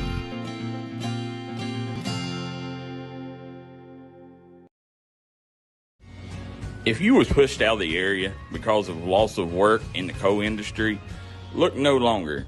Jim Marr is here for you. Jim Marr is now hiring for all positions in the coal field. Stop by their offices in Logan, West Virginia or in Wheeling, West Virginia and apply today.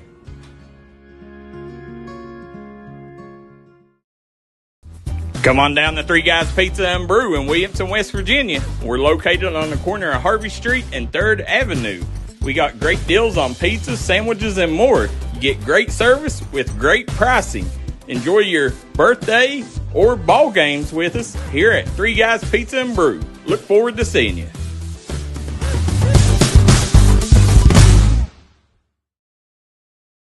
If you're trying to rehab from an on-the-field or workplace injury, come to Rebound Physical Therapy and Sports Performance in Chapmanville, West Virginia for all your physical therapy needs. For over 10 years, Rebound Physical Therapy and Sports Performance has been making sure their clients rebound in the quickest amount of time possible. That's Rebound Physical Therapy and Sports Performance. Look forward to seeing you. Let the folks at Double Quick help you start your 2022 off right. They've brought back the Bourbon Pecan Coffee for a limited time only. You can also quench your thirst with the great deals on fountain drinks they offer daily. Double Quick is your one-stop shop for everything. They offer breakfast, lunch, and dinner. You can stop by one of their many storefront locations spread throughout eastern Kentucky. Stop by and let Double Quick make your day better. If you're looking for a friendly and fun atmosphere to enjoy your daily cuisine, come to Cheech's Pizza in Lenore, West Virginia. Cheech's Pizza has world-renowned cheese sticks, delicious pizza, and the best subs in the pizza and pasta game. Don't forget to take advantage of our milkshake shop located inside. Bring your family down to meet ours. We are the place that treats you like family from the second you pull in the parking lot. We look forward to seeing you here at Cheech's Pizza.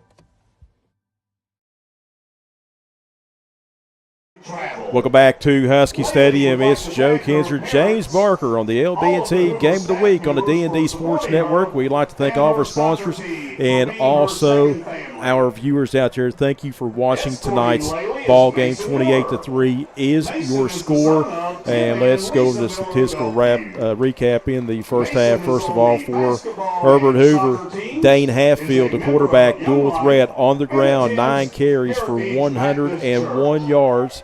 And 1 touchdown. You got Blake Fisher, 5 carries for 31 yards. So as a team, the Huskies 14 rushes for 134 yards. Through the air, Hatfield 8 of 13 for 75 yards and 2 touchdowns. So Hatfield so far in the first half, 176 yards of total offense. You take a look at Chapmanville Regional. Jeremy Collins, 7 carries for 15 yards. Topping, 2 carries for 8. Kovach, 1 carry for 6. Cook has toted the ball 5 times for 16 yards.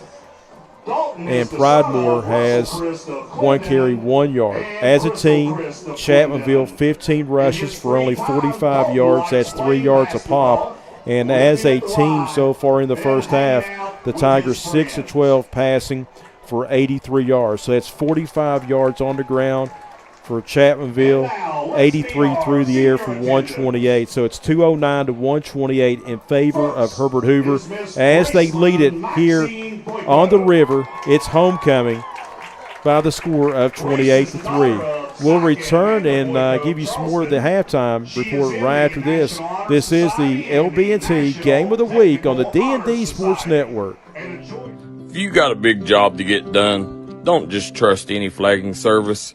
Call Diamond Flagging Service. Diamond Flagging Service keeps your community safe while also making sure it stays moving. Give Diamond Flagging Service a call today for their services. They also offer amazing job opportunities. Diamond Flagging Services, proud supporter of the Mountain Athletes. Stop by McCoy Dental and let our friendly staff take care of all your dental needs. Whether it's crowns, root canals, teeth cleaning, implants, or you're just in need of some light cosmetic work, we have you covered. McCoy Dental, improving our area one smile at a time. McCoy Dental is located at the Fountain Place Mall in Logan, West Virginia. Gracie and Tate merchandising has become a staple here in the Danville and Madison community. They'll make sure you find that treasure that's been eluding you. Everything you need under one roof. New items at discounted prices right here at Gracie and Tate Merchandising. Go Skyhawks!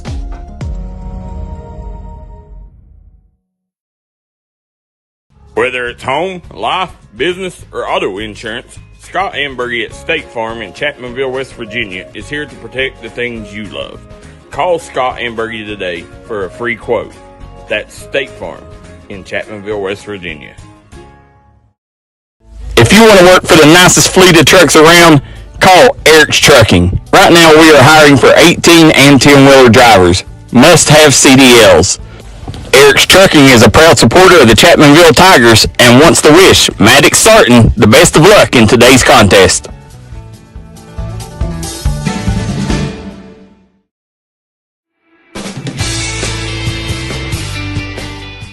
Come meet the wonderful staff at the Del Barton Quick Shop. They got all your cold food needs along with tobacco needs. And while you're down there, check out their award-winning hot food items. Once again, located in Del Barton, West Virginia, the Quick Shop.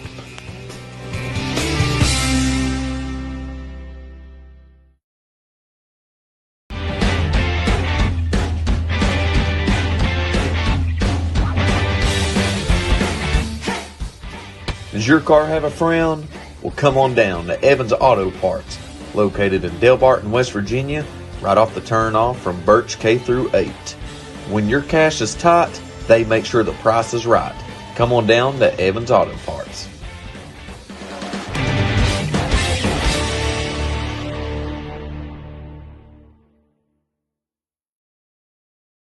At Giovanni's Pizza in West Logan, we got subs, calzones, wings, pizza, and more. Stop by today. Great service with great deals. We also got a newly renovated and remodeled dining room where you can enjoy your game day celebrations or relax after a trail ride.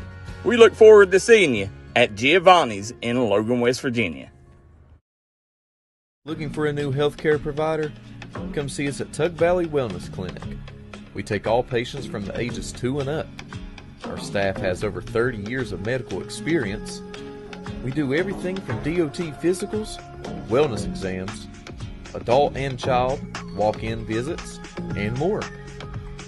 Call us today at 304-236-3601 and reach us Monday through Friday.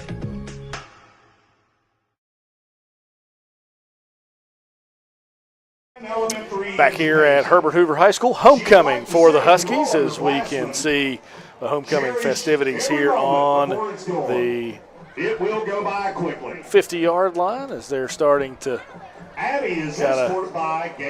get to the end here, and then you figure out who the homecoming queen is. So we will actually let you hear that as we get down to it. But first, we're going to go over some scores here from West Virginia. In AAA, some scores of note that may be important to people in our area. Cabell Midland leading Capital 43-0. Roane County leads Ripley 21-0. Huntington over Riverside in the first quarter 35-0. Parkersburg and George Washington, a good one. Daryl's got it up there in the Berg. 6-3. George Washington leads in the second quarter. Bridgeport leading Brooke 14-0. And Wayne leading Lincoln County on Lincoln County's homecoming 16-0. And Spring Valley leading South Charleston in the second quarter 42-0. In Class AA, Bluefield leading Independence 19-7. Fairmont Senior leading North Marion 21-14. Scott over Mingo Central currently 29-0 in the second quarter. What score on that one? 29-0. I'm about right on that one. Yeah, you're pretty close. I said 4 touchdowns. Pretty close. Clay County leading our alma mater, Joe, 14-0 over Logan. Come on, Gary. You got to rally. It's homecoming. Got a young team, graduated 18 seniors from 1 year ago. Very young team for the Wildcats this year. Robert C. Byrd leading Oak Glen 6-0. Poca leading Sissonville 14-0. Single A scores. I believe our friends in Man are on a bye week this evening. On this Friday night. So some single A scores of note. Summers County trailing James Monroe 7-0. As Tulsa and Tug Valley scoreless. We don't have an update there yet. I tell you, Preston May, fantastic athlete. Freshman. I mean, he got the starting nod, I think, in this late first half of game 2. I mean, he's thrown for nearly 500 yards the last 9 quarters. Great athlete. 21-0 now. Clay leads over Logan. Oh, my goodness. We're going to listen in to the PA announcer as they crown Miss Herbert Hoover here tonight. At Davison Elkins College and has continued her soccer career there as well. And ladies and gentlemen, this is the moment we've all been waiting for.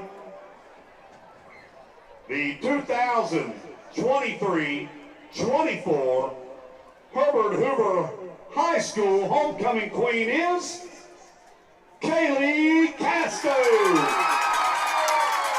Congratulations to Kaylee Casto, the homecoming queen here at Herbert Hoover High School. We'll step aside for a break. When we come back, it'll be about time for us to recap one more time, and then for the second half kickoff. Halftime score, it's Herbert Hoover 28, Chapmanville 3. You're listening to and watching the LB&T Game of the Week right here on the D&D Sports Network. Looking for a great selection, great prices, and a great experience on your next ATV, motorcycle, or side-by-side? Come check out Kiefer's Kawasaki. Our #1 goal is to offer you the best power sport experience at a great price. Like this new 23 Kawasaki Teryx 4 for only $17,999.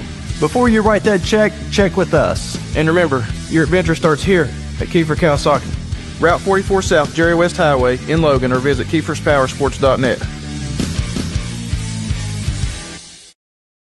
Call 304-752-3474 and see Missy Birchfield at your good friends at State Farm in Logan, West Virginia. She gives out free insurance quotes, so make sure you see her at State Farm. If you're injured in a car wreck, don't delay. Give me a call today, Justin Markham. Here at Markham Law Office, we will fight for you. Don't settle for a handshake and a small check from the insurance companies. Give us a call. Don't take on the big insurance companies alone. We will fight to get you the compensation you deserve. Here at Markham Law Office, you're more than a client. You're family, and we take care of family. Give me a call, Justin Markham, attorney at law.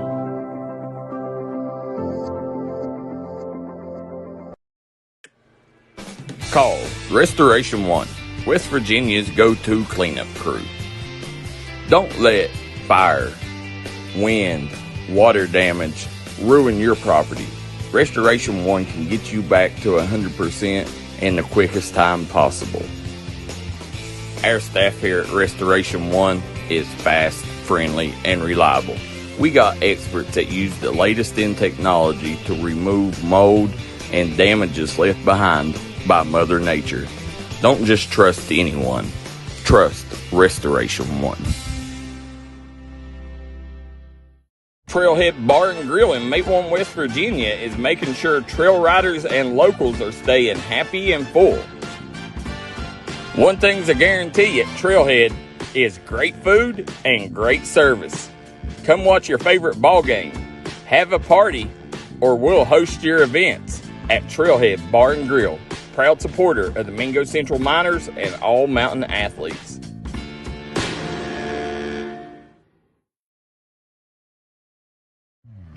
Come down to Trailblazers Outfitters, located right off the 4-lane from Williamson, West Virginia, to hop on your new rental of side-by-sides, dirt bikes, or four-wheelers. They also have four-wheeler, dirt bike, and side-by-side repairs, along with accessories, tires, and stereo systems, and a large repair shop. Give them a call today at 859-953-0903 to get your new rental to enjoy the trails today. I'm Elise Hinkle, psychiatric mental health nurse practitioner and director of behavioral health at Coalfield Health Center. Our providers have experience with a full spectrum of disorders. To schedule an appointment with one of our providers, call 304-855-1222. As a community, let's help each other address mental health. We are here for you when you are ready. Coalfield Health Center. Let our family take care of your family. Stop by Eric Home and Drug today and let them fill your prescription. Eric Home and Drug has been serving the Chapmanville community for over 46 years. They're a proud supporter of the Chapmanville Tigers and all mountain athletes.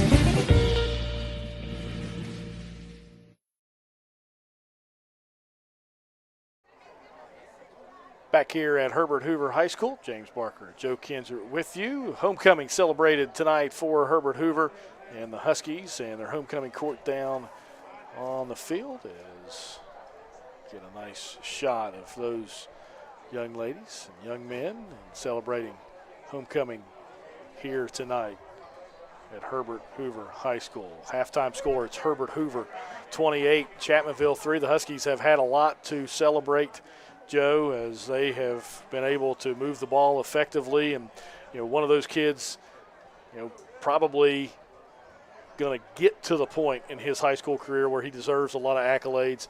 Dane Hatfield, not necessarily on the Kennedy watch list yet, but I think as this season goes and then he gets into next season, you may hear that name on the watch list. Oh, I think he's going to be on the watch list absolutely next year. Very quickly, the scoring summary in the first half.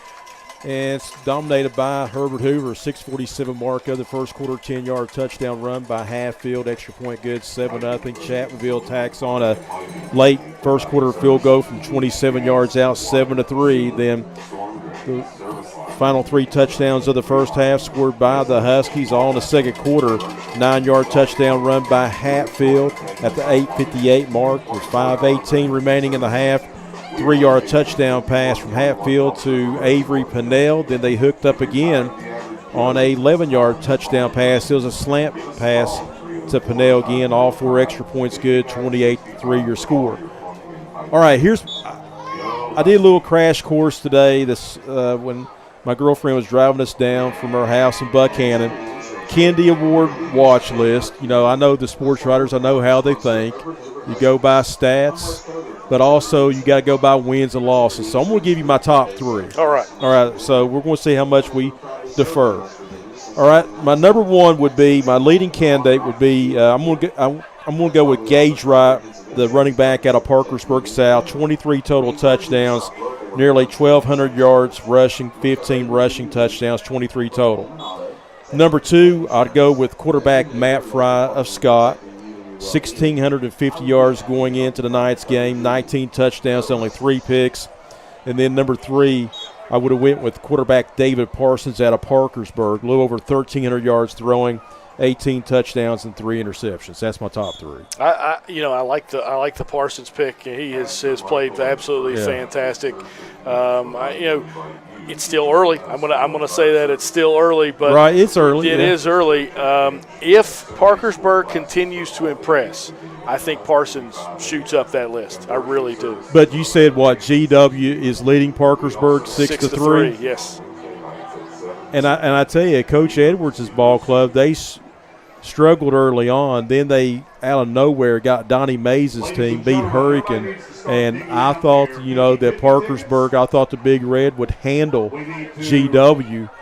since it's been up there at Stadium Field. But right now, I mean, I tell you, if Parkersburg drops this one, that'll be their second loss.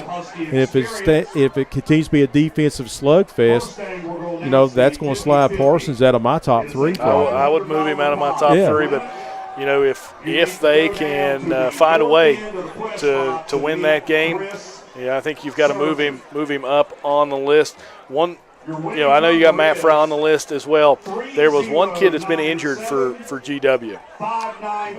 Dobbs, really good athlete, could be a big difference tonight. Don't know. Obviously, we haven't been able to watch it. Daryl McCoy up there for D&D Sports and RSN as well as HD Media.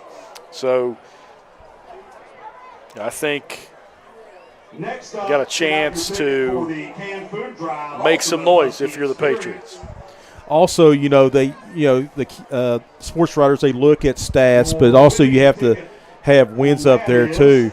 Josh Moody of Nitro, he's put up some good stats, but they've lost a couple of games, one to Chapmanville. Moody's still yet a good year, 1,700 yards throwing, 25 touchdowns to only 2 INTs. I don't care who you play.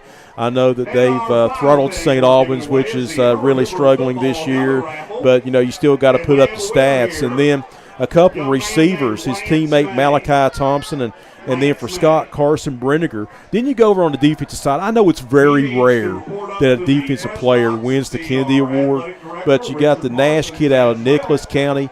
He leads the state in tackles, and not too far behind is junior linebacker Elijah Pridemore. And if Pridemore can land on a all-state team, I would have him as and I've tried to do some digging, okay? And there's a lot of people watching this broadcast tonight that have closer ties to Chapmanville Regional, know more about the history than I do. But Pridemore could become the 30th All-State selection pick for Chapmanville in school history. Well, I did some digging today. I'll tell you this much, Joe. All right. Pridemore should have been an all-state selection last year. I know. And that was him, and I had 2 kids that I felt like were left off that list that were well-deserving. I thought Adam Mullins, our wide receiver safety, deserved to be on that list last year, and Elijah Pridemore deserved to be on that list as well. And I had to apologize to both of them. But nevertheless, we're underway here in the second half as the Tigers get the opening kickoff as they'll try to return it, not too well, but out to about the 22-yard line. That's where they'll take over on their first possession of the second half. If you're Coach Belcher, what are you saying to your team back-to-back weeks? And they're not playing the Sisters of the Poor, okay? They're playing top caliber competition within the conference. What do you tell your team? Yeah, I think you just got to keep, you know, Coach Belcher's motto is brick by brick. You know, and right now, offensively, you just got to find a way to put brick by brick down, build a drive, get into the end zone, and try to make this, you know, a 3-score game by putting it into the end zone. You trail by 25, you get into the end zone, you get the 2-point conversion, it's a 3-score game. Crazier things have happened. In the second half of the schedule, Chapmanville will play at Barker Stadium, and there's a nice pass. It's complete. Nice blocking into Herbert Hoover territory, inside the 45, all the way down to the 43, and that's what you need. Beautiful pass from Cook to Adkins, and they're able to, you know, find a big momentum play here to start the second half. Gain of 35 unofficially, so first down and 10. It is 28-3 in favor of the Huskies as we just started the second half here. Again, we understand no scoreboard for you. Impossible for us to put us up in these tight situations, tight confinements, but we'll keep you updated on the time and the score. Play action pass. Cook, one-on-one coverage and incomplete. But, you know, it might have been an incomplete pass, but Cook does have arm strength. He does, as he tried to look for Adkins again. 2 shots straight to Adkins down the field. So you can see where Coach Belcher and offensive coordinator Dave Williamson's mind was at halftime. So give you a little bit behind the scenes what you don't see. I'm doing the easy work. I'm just putting my headsets on and just talking. James is broadcasting, working the computer, doing the commercials, and also doing the camera work. That's why the camera work's shoddy. We wouldn't even be on the air. Here comes Robert Cook blocking over the right side. Gain of about 5. Third down and manageable coming up. we wouldn't be on the air if it was up to me. I was just going to tell you. Well, it's been a sharp learning curve. KJ and Daryl will tell you, but we've been able to find a way to do some things. Chapmanville doing some things offensively right now. Big third down for the Tigers. Third down and 4, down by 25. 28-3 is your score. Cook over on that right side. Oh, nice block, and there's going to be a first down. And Moore, he's going to try to cut against the grain. Got a nice block. There's a whiff inside the 20, inside the 15. Put the O button there on the Madden joystick inside the 10-yard line. Going to get it back a little bit, a block in the back there on Chapmanville at about the 14-yard line.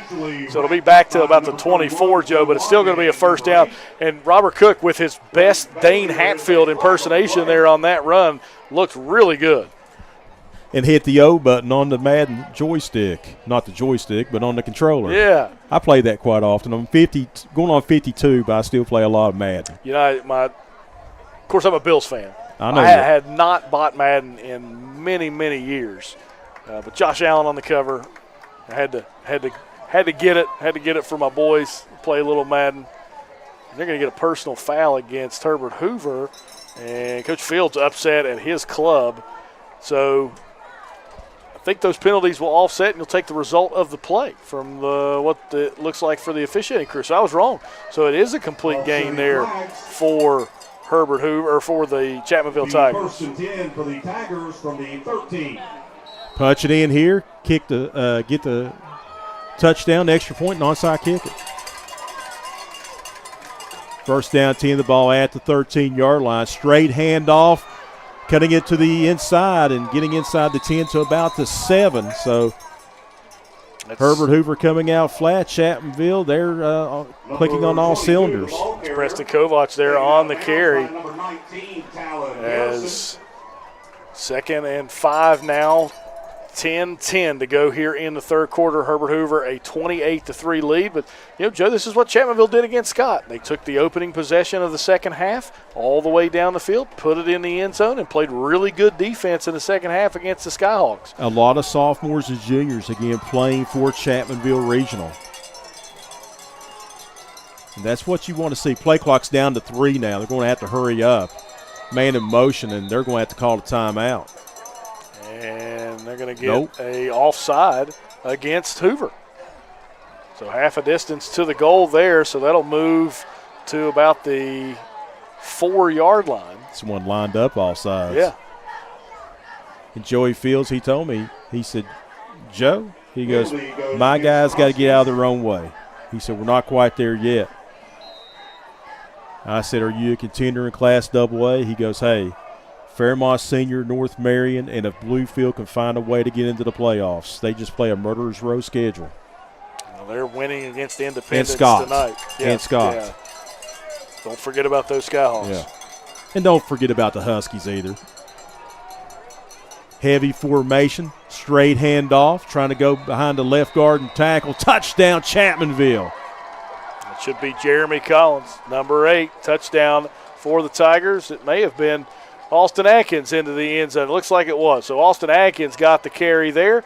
Chapmanville back on the board as they score the touchdown, 28-9 now, as the Tigers will kick the extra point. Touchdown scored by number 8. That's what you want to see. And they're actually got the kicker uncovered out there, and I don't think Hoover sees him. They're going to stand up and throw him the ball. There's John Farrell, the kicker, and the quarterback missed him. Whoa. He was wide open there as the holder couldn't get it to him. 28-9. Herbert Hoover leads Chapmanville. We're back with the LB&T Game of the Week right here on the D&D Sports Network. Here at Appalachian Medical, our team has extensive experience in dealing with respiratory disease. That's why we specialize in respiratory products and disease management. We want to bring our knowledge and know-how to help patients live a healthier life. Appalachian Medical was developed by clinical professionals. We have more than 30 years of combined experience in respiratory disease management, case management, critical care, and more. Our respiratory therapists are skilled and compassionate. With offices in Kentucky, West Virginia, Indiana, Ohio, and Pennsylvania, let us be the ones you trust with your medical health care.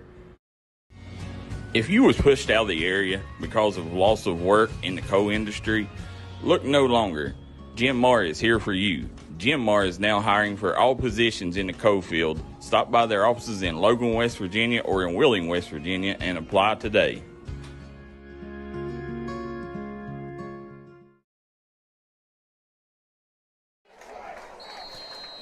What a drive there by the Tigers offense as Austin Atkins with a 3-yard touchdown run. 28-9 is your score. And here comes the onside kick, and it's going to be recovered there by Herbert Hoover. Good try for Sebastian Carrillo there as he tried to recover it himself. But now you give Herbert Hoover really good field position. You're going to ask your defense to step up and make a play in the second half. Joe, if you go back to last year's game, and I know you when you do your research, you do, halftime score 28-27. Not a lot of points scored in the second half of last year's football game. Hoover scored their first drive down the field, and then they scored a late touchdown to kind of put it out of the way. And then Chapmanville scored one, but not a lot of points in the second half between these two clubs. As Chapmanville trying to change their momentum here in this half.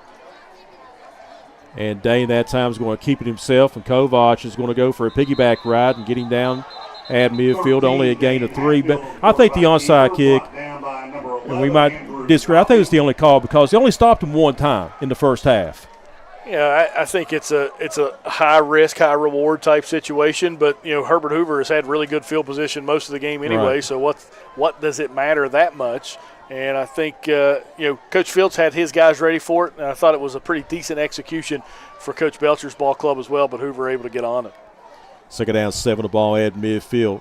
Fisher, ball carrier that time, and going to pick up 5 down to about the 45-yard line, maybe the 44, third down and short. Pridemore in on another tackle, and Topping as well.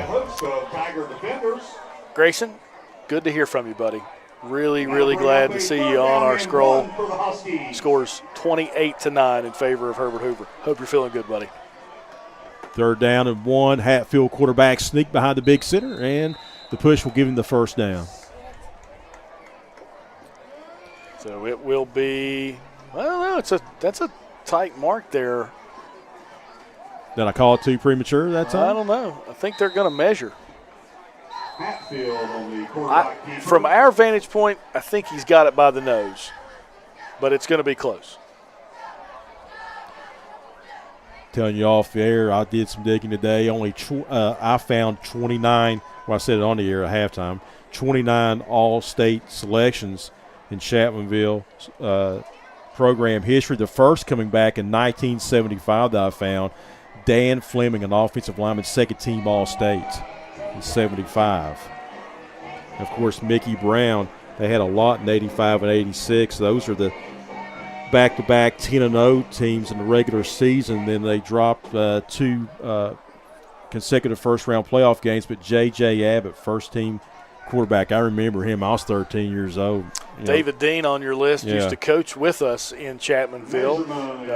Dan Hensley's the teacher down there. A lot of those other kids, once you get past 2001, I know a lot of those kids. So coached a lot of them, so real proud. 4th and inches here, Joe. Big defensive play now here for Chapmanville's defense.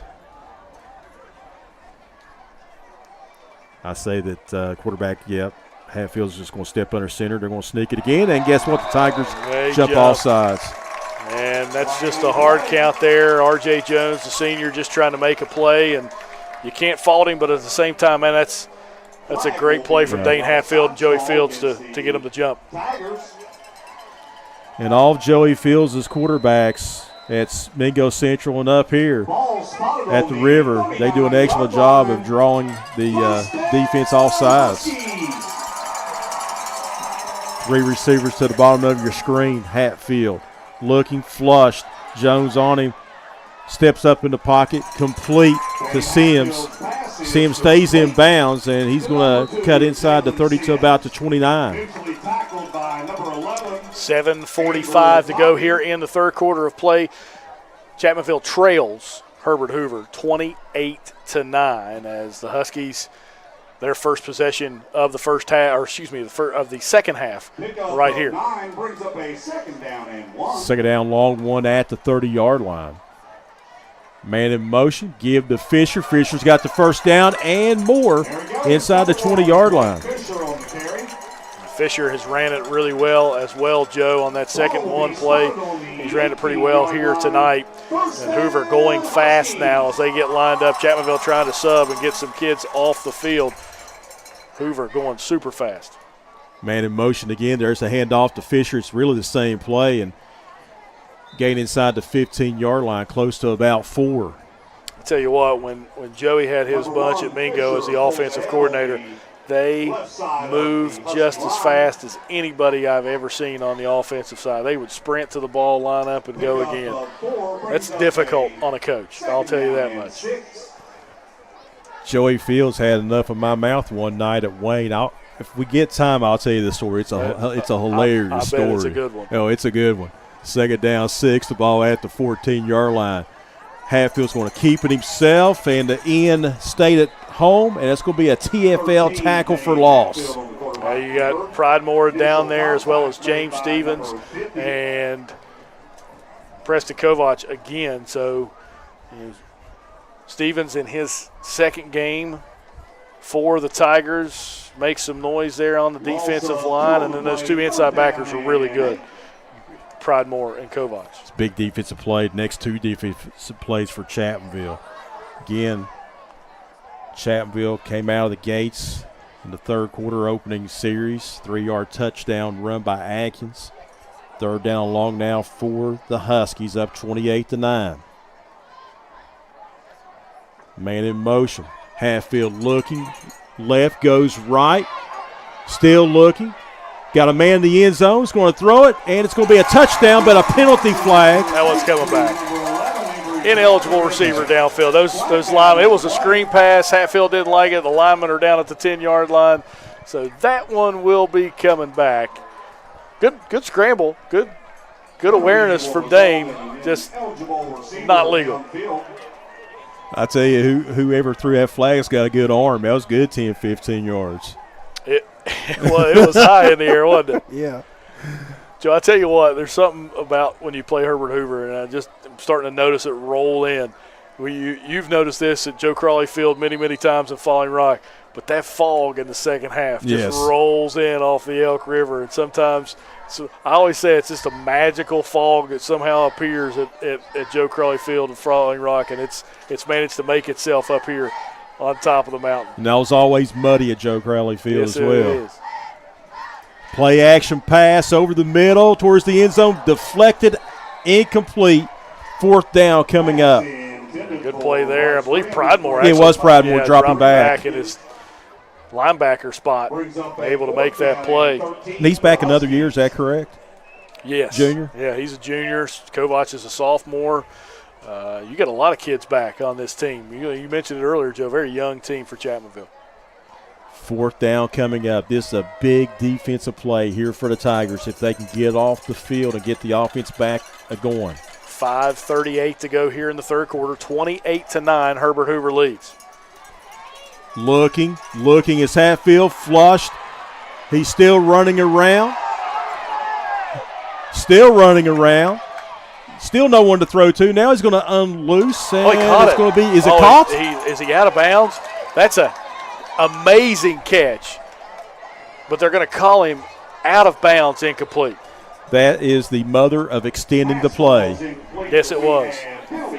Sam Key caught it out of bounds, the sophomore, but another penalty flag got around the 36-yard line. And Hoover's saying it's on Chapmanville. So we'll see. And the white hat is heading towards the school end of the end zone. Yeah, we haven't seen a signal yet on the call. We'll see it here. The big penalty here. Chapmanville got off the field defensively, but if there's a flag on the play, we'll have to see exactly who's going to keep the ball here. Hatfield said it was holding on Chapmanville. Let's see. Holding on the Tigers. Oh, what a. Well, it's not an automatic first down. It's still fourth down. And I think it is a 10-yard penalty. So it should be 4th and 2. They wiped out the automatic first down, about 6-7 years ago. Yeah, it's never been an automatic first down in high school. So any defensive holding, even defensive pass interference, not an automatic first down. It's just a yardage penalty. But it's going to be 4th and 2. Well, it was 4th and 13. That's a bad break for Chapmanville's defense because you got off the field and that was credit to Hatfield. He extended the play. I mean, he extended 15 seconds or so. A big play here again, Joe, 4th and 3. As Coach Belcher talking to the officials here is 4th down and 3 for the Huskies. Oh, I don't blame him. I mean, I'd be talking to the officials as well. That was a big play in the game as they confer with him, and it is a 4th down play. So 4th and 3 for Hoover. And the whole playbook is still open up. I mean, watch them maybe try to run it right here with Hatfield. Hatfield over 100 yards, James, rushing here in this ball game. Danes looking, he's going to throw into the end zone, complete touchdown at Savory Pennell. That's the 3rd time that those two have hooked up tonight. And that was a bad break for the Tigers defense. It was, and it's a little bit of deja vu, Joe, as that's the same route combination that we saw earlier that Pennell scored from about the same distance out to give Hoover another touchdown. 34-9, the Huskies now lead here with 5:19 to go here in the 3rd quarter. As Voss Durenberger on to attempt the extra point. You're doing a great job with that name tonight. I'm just going to tell you. I enjoy Voss. Voss Durenberger. He's trying to go 5 for 5. He does. 5:19 to go in the 3rd quarter, 35-9. It's Herbert Hoover with the lead over Chapmanville. This is the LB&T Game of the Week on the D&D Sports Network. Come on down to Three Guys Pizza and Brew in Williamson, West Virginia. We're located on the corner of Harvey Street and 3rd Avenue. We got great deals on pizzas, sandwiches, and more. You get great service with great pricing. Enjoy your birthday or ball games with us here at Three Guys Pizza and Brew. Look forward to seeing you.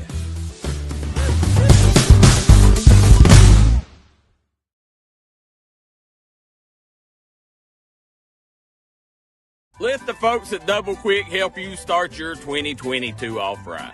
They've brought back the Bourbon Pecan Coffee for a limited time only. You can also quench your thirst with the great deals on fountain drinks they offer daily. Double Quick is your one-stop shop for everything. They offer breakfast, lunch, and dinner. You can stop by one of their many storefront locations spread throughout eastern Kentucky. Stop by and let Double Quick make your day better.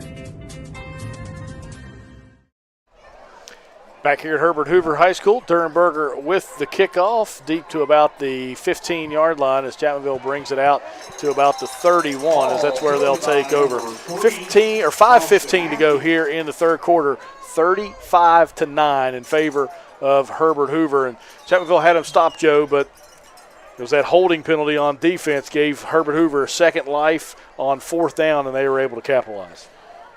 Young Chapmanville team, underdogs going into this one. Herbert Hoover, the runner-up last year to Independence, and you came out of the locker room, you scored a touchdown, you got off the field, it seemed so, and then you got penalized, and then Dane Hatfield and the offense capitalized. I mean, so you just got to keep these young men heads up right now and say, hey, you got to keep on grinding. Short gain there on 1st down. Yeah, good tackle there.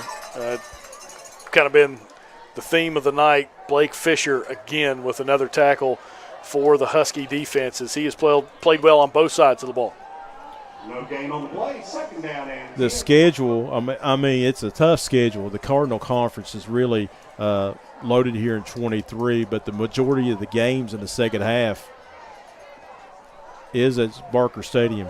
There you go. There's a stadium named after you. Not after that. There's Cook. He's going to be thrown. He's going to be sacked for a loss. Having a sack party was Hayden Payne, the junior. Yeah, Cook's helmet comes off, so they'll need a quarterback for this play as Cook will have to sit this one out on a big 3rd and long play. So Chapmanville backed up, 4:15 to go here in the 3rd quarter. Chapmanville in desperate need of a play here on 3rd and 20 as they trail 35-9. Homecoming 2023 just getting even more exciting for the Huskies. You see Nate Easterling in at quarterback, the sophomore for Chapmanville. He's going to look to throw. He's being pressured. He's going to chug it out there. It's complete. It's the middle screen pass, and look, the Huskies defense all over it. 4th down coming up. Yeah, good job by the Huskies defense, kind of stiffen that out. We'll see the punt team come out for Chapmanville after they go 3 and out. 3:30 to go in the 3rd quarter. The Huskies have been impressive tonight. Coach Joey Fields in the same situation he was last year when they were state runner-up. Went and lost their first 2 games, just one to Scott, one to Winfield, then reeled off 3 in a row, and then made it 4 when they came to Chapmanville, made it 5 the following week, and actually ran the table until they met Independence in the state championship game. High end over end punt. It's going to take a favorable bounce there for the Tigers. And the Huskies will take over at the 28-yard line. By the way, Chapmanville Regional with 3 punters in school history that's made the All-State team. I broke it down pretty deep today. Oh, I got to hear the 3 punters now. All right, 1976, Rick Bowling, 2nd team All-State. Then 2001, C.J. Conley, I remember him, 2nd team All-State. And then 2015, I remember Tanner Dillon. Tanner made 2nd team All-State. Yeah, Tanner was 3 punters. He's the kid that made the game-winning field goal Yeah. Against Herbert Hoover in 2015. When I think of All-State selections throughout the years, though, and people I do remember, and I this kind of took me down memory lane when I did this research, and some of these players I never heard of, but the offensive line for Chapmanville over the years. First down 10 at the 27. Hatfield tucks it. Got plenty of running room. He's across midfield, and he's going to be brought down about the 49-yard line. Flag on the play back at the 18. Right, holding. You're going to get a hold. It'll be coming back. So ball will be put on the 17-yard line, and that's where the Huskies will have 1st and 20. Man had the blue funk defense under 2D Carter and the black attack in the mid-'80s, Mickey Brown. 85 and 86. Chapmanville went 20-2 back-to-back 10-0 seasons. I remember the 85 game. I went to that one. I think it was at Logan at Middleburg Island. That was the year that the devastating flood in northern West Virginia really wiped out a lot of communities, including Tucker County. And their 77 flood came in 85. First down and 20, the ball at the 18-yard line. Deep pass over the middle. It's intercepted by the Tigers coming back the other way.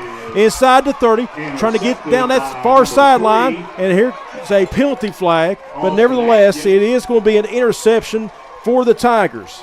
Yeah, it is an interception, but it's going to be coming back. You're going to get a block in the back on Chapmanville. But Austin Atkins, again, he's made a lot of big plays tonight for this Chapmanville club. That is the 5th interception of the year by the Tigers defense.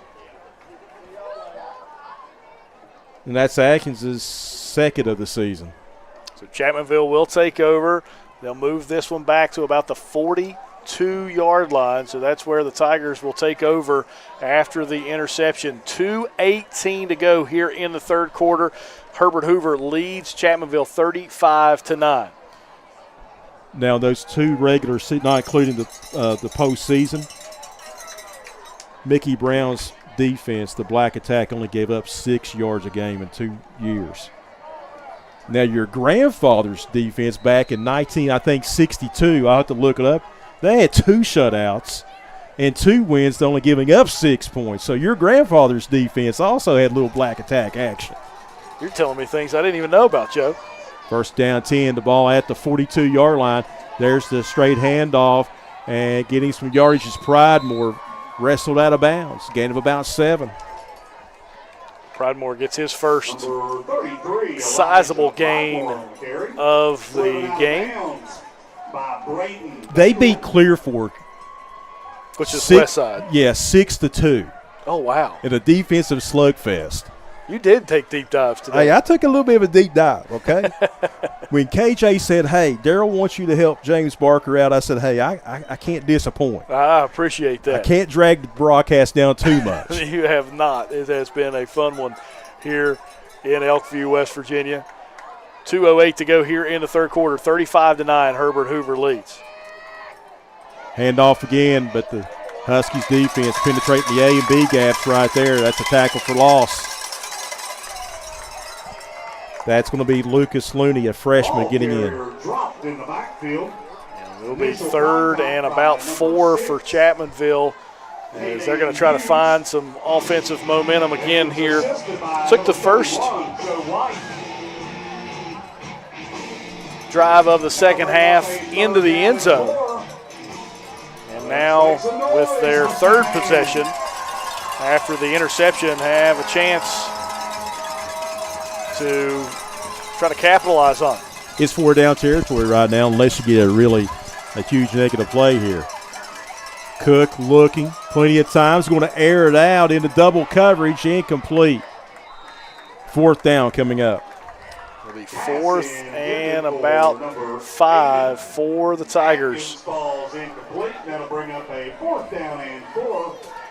If we have a timeout, I won't do it in between the quarters, but I got a great, again, that I might not be invited back to Herbert Hoover, but that Joey Field story, it happened at Wayne. And let's just say that I had to share the same box. I was doing a play-by-play of a Miners game on the radio, and Joey Fields, the offensive coordinator, was right beside of me. Oh, that's never a good thing. Yeah. Never a good thing. I've been there before. Yeah, so, 3rd down, 4. Well, they're going to get a first down. Yep. Going to get a first down. Chapmanville able to draw the offsides for Herbert Hoover. Cook with a good hard count. And it'll be 1st and 10 for the Tigers. As it'll move up to the 31-yard line. It'll be at least a yard ahead of the sticks. And Chapmanville continues to drive after the interception. You have to have an algebra degree, okay, to figure up the point system in West Virginia. Do you like the new strength of schedule? I do. I do too. I think it rewards you at least for going out and trying to find some competition. First down, 10, the ball at the 31-yard line. Cook, he's going to keep it. And only going to get maybe 1 or 2 at the most. Number 7. A minute to go here in the third quarter of play. 35-9, Herbert Hoover leads. Chapmanville trying to get some momentum and fight back into this one. Pick up 2 on the play, 2nd down and 8. I see Herbert Hoover only being an underdog in one more game in the regular season. That's North Marion. Could be North Marion. That is, and that's at Husky Highway. Not here in Marion County.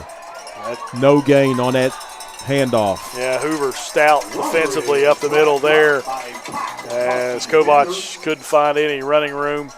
And you got about 22 seconds to go here in the third quarter. We'll see if Chapmanville tries to get a play off. Generally in this scenario, you may see a hard count and then take it to the end of the quarter. Husky fans making noise. Cook, sprint out action, rolling out of the pocket. Is complete for a first down. Breaking a tackle inside the 10, down to about the 7-yard line. So Chapmanville's going to set up shop nicely to begin the fourth quarter. That will be the end of the third quarter. We'll be back with the LB&T Game of the Week right after this here on the D&D Sports Network. If you're trying to rehab from an on-the-field or workplace injury, come to Rebound Physical Therapy and Sports Performance in Chapmanville, West Virginia for all your physical therapy needs. For over 10 years, Rebound Physical Therapy and Sports Performance has been making sure their clients rebound in the quickest amount of time possible. That's Rebound Physical Therapy and Sports Performance. Look forward to seeing you.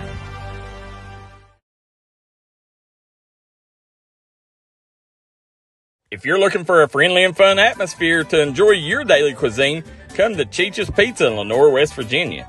Cheech's Pizza has world-renowned cheese sticks, delicious pizza, and the best subs in the pizza and pasta game.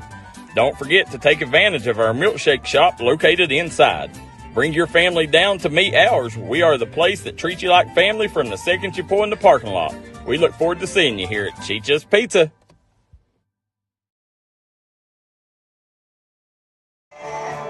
Back here at Herbert Hoover High School, we'll bring you back a little bit early from the break to show you kind of the light show here at the Huskies Den.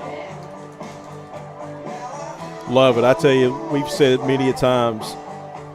These kids, for 7 years, they didn't have a high school campus. They went to a middle school, had to go in modular classes, and it took a while to get the new facility built. They're still building up here, and this community standing strong, and this community and this student body really deserves top-notch facilities after the last 7 years. Chapmanville is going to have it inside the 10-yard line as Tom Petty plays this into the fourth quarter. 35-9, Herbert Hoover leads. Chapmanville knocking on the door, trying to cut into this one. First down and goal, the ball at the 6-yard line. Power formation. There's the handoff to Collins. Collins will get inside the 5. Number 8. Joe Kinzer, James Barker, former coach at Chapmanville Regional and the winner of the Logan County Championship last year. I am correct, right? That is correct. You did win. Okay. Yeah. You didn't get. I didn't get no reaction from you, and I was like, oh God, I screwed it up. No, I was thinking about maybe getting a tattoo so I could show it to Bub Tackett every once in a while when I run into Bub at Man. So I'm giving him a hard time. I know he's watching, so I just want to give him a hard time. Second down, go. The ball at the 3. Collins again, lunging towards the end zone. Touchdown, Tigers! The young Tigers not giving up. That will make it 35-15.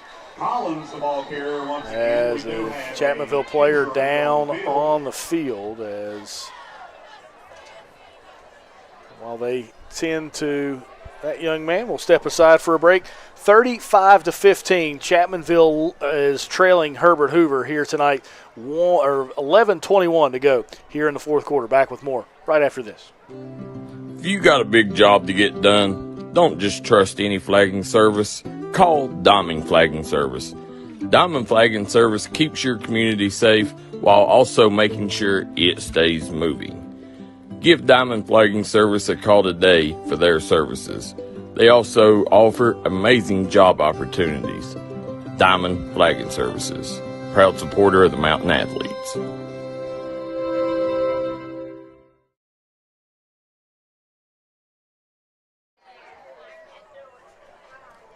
And welcome back here to Husky Stadium.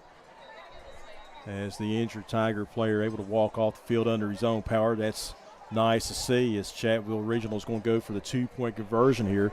They've cut the deficit down to 20, 11:21 to go into contest. This young team continuing to fight. Their second touchdown scored here of the first half. Now Cook, the quarterback, sophomore, is that correct? Junior. Okay. Played defense for us last year as a sophomore. Really good athlete. Quarterback keeper up the middle, and the 2-point conversion is good. 11:21 to go in the first half, or fourth quarter, 35-17 is your score. We'll keep things right here because James says he has to hear the story. I do want to hear this All story. right, so Joey Fields is the offensive coordinator at Mingo Central under Yogi Kinder. I can't remember what year it was. It might have been the state championship year. It was at Pioneer Field. So there you had to broadcast in the visitors' press box. Pedro Ledger's my broadcast partner. Joey Fields is beside us, okay? So this is two good stories. So Pedro sets the scene. He says, middle second quarter, no score between the Pioneers and the Miners. Joe, what's your thoughts? Joey's right beside of me. I said, well, our offensive coordinators keeps on going for the home run ball, play after play after play. I think if we get away from that, I think we might be able to put some points on the board. Joey goes off. All right. So then Drew, okay, so I kept on calling on the broadcast a screen pass to Drew Hatfield. Joey gets mad at me. You can hear him on the air. And he says, forget it. I'm going to call it. He radios it down to Yogi Kinder, all right? We'll have the kickoff coming up. So here's the kickoff. It's a nice kickoff, and it's going to be a touchback. So very quickly, so Joey says, hey, Yogi, I can't remember the cadence. He says, Kinzer keeps on saying screen pass. So he does the name. It's a 33-yard touchdown, all right? Go to commercial break. Joey looks at me and says, how'd you know that was going to go? He said, there's no way, the way it was lined up, it wouldn't work. I said, number 3 there, the safety, he played basketball, and he goes for punt fakes. I knew that Hatfield would juke and jive him. So, but Joey, man, he's done a great job. Young coach, he does a great job. He does a great job, and Herbert Hoover leading this one 35-17 with 11:21 to go here in the fourth quarter. Chapmanville bottles Hatfield up on the first down run there. Not very often we've seen Dane Hatfield go for no gain on the play, but he does right there. And Joe, you mentioned it after Chapmanville put it in the end zone. They have not quit here tonight, down 18 points. That's Caleb Robinette, absolutely right. And Caleb Robinette on another tackle. Inside 11 minutes now here in the fourth quarter of play. Hatfield's going to lob it out there. It's going to be complete. And I tell you, a short 3 or 4 yard reception turns into 10 or 15. Yeah, that was kind of what they did in the first quarter, Joe, if you remember. They kind of loosened up this Chapmanville defense with those screen passes to those receivers on the outside. Had a little issue there on first down, so why not go back to what worked early on in the game? Gain of 10, so it's going to be first down to 10, the ball at the 30-yard line. It's just like playing catch, just playing catch.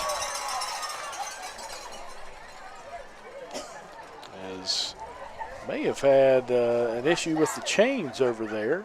I don't know if they're tangled up or they finally got it worked out. So that was a stoppage in play. Joe, I remember the game you're talking about when you mentioned that story with Coach Fields. That was in 2015 because we had the film the next week. Okay, so you saw it too. I know exactly what you're talking about from a coaching perspective. Joey does a great job, man. We've been friends for years. Here comes Dane Hatfield on the keeper. He's across midfield. He's inside the 40, and he's going to be forced out of bounds. You don't think he's as fast, man, but he is. He's very, very He glides. Yeah. He doesn't look fast at times, and then he just glides away from you. Big first down for Herbert Hoover. Gain of 41. They lead by 18, 35-17 with 10:30 to go here in the fourth quarter. Zach Belcher, of course, 2009 graduate of Chapmanville Regional High School. He was on your dad's team in 2007 to win his first playoff game of school history over Kaiser, 18-14. A lot of pride. He's going to do good here. He's going to do good. He will.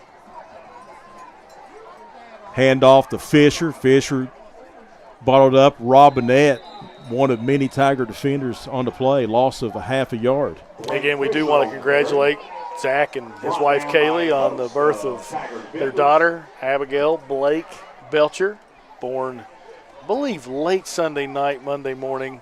I would get that wrong, and I'm sure I love Kaylee, but I'm sure Kaylee will let me know exactly when it was. But congratulations to their family, and I know that's something that Coach Belcher had been talking glowingly about for quite some time. And her buddy Josh Salmon's offensive coordinator up there at Mingo Central. Him and his wife had a baby. Yep, saw that. I think it was Wednesday night. Second 11 the ball at the 30-yard line. There's the screen. It's set up to Pinnell. Pinnell follows these blockers to perfection, and that's going to be a first and go at the 10. Pinnell has had it's not been real quiet, but at the same time, we haven't called him out a lot. But, man, he has had 2 big touchdown catches, and he's been able to break some plays. So, Pinnell maybe in that discussion for your Tug Valley Wellness Clinic player of the game. Well, they picked up 3 times. Under 9.5 to go in the game. Herbert Hoover with the lead, 35-17.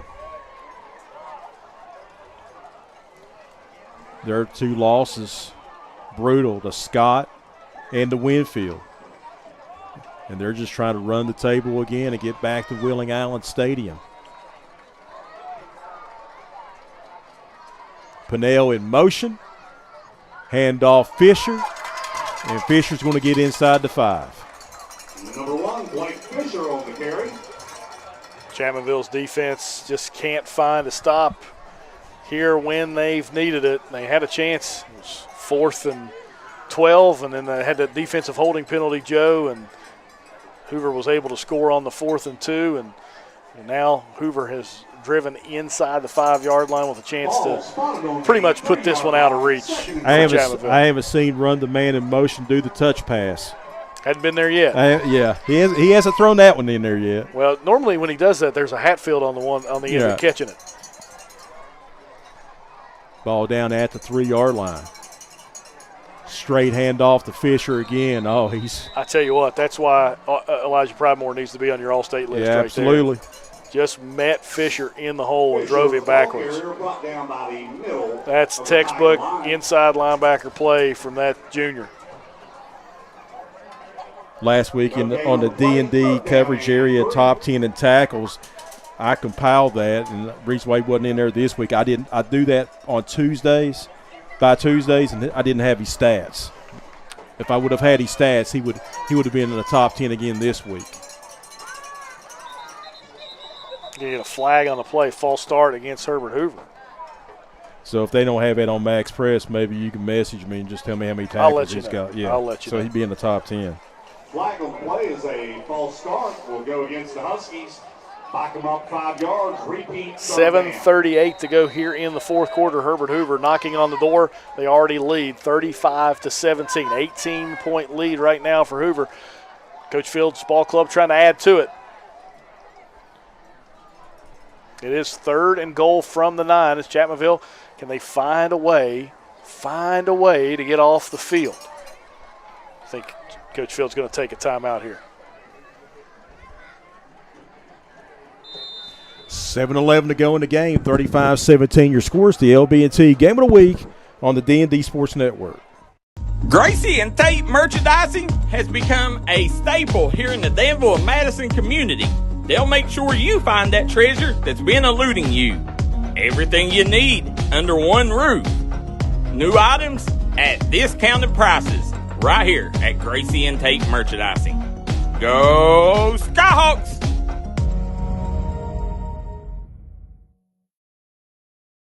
Whether it's home, life, business, or auto insurance, Scott Ambergy at State Farm in Chapmanville, West Virginia is here to protect the things you love. Call Scott Ambergy today for a free quote. That's State Farm in Chapmanville, West Virginia. Stop by McCoy Dental and let our friendly staff take care of all your dental needs. Whether it's crowns, root canals, teeth cleaning, implants, or you're just in need of some light cosmetic work, we have you covered. McCoy Dental, improving our area one smile at a time. McCoy Dental is located at the Fountain Place Mall in Logan, West Virginia. Back here as Hatfield drops back, flips it to the back. Fisher out of the backfield, and it's a touchdown. Light show, fireworks, and a Huskies win getting ready to happen here on homecoming night as they take a 41-17 lead. 7:06 to go. You can see the fireworks in the background. How aggravating would it be as an opposing coach? I love the atmosphere, but every score it's a light show and everything. I'll tell you this much. I'll tell you a good one here after Voss Dernberger's kick. Hold good, kick good, and it goes through. We'll take a break. 7:06 to go here in the 4th quarter. The Huskies lead 42-17. Back with more here on the LB&T Game of the Week on the D&D Sports Network. If you want to work for the nicest fleet of trucks around, call Eric's Trucking. Right now we are hiring for 18 and 10-wheeler drivers. Must have CDLs. Eric's Trucking is a proud supporter of the Chapmanville Tigers and wants to wish Maddox Sarton the best of luck in today's contest.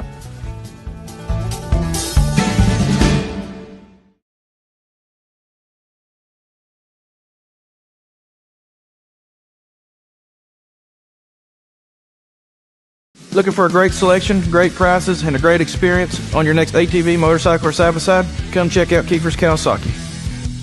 Our #1 goal is to offer you the best power sport experience at a great price.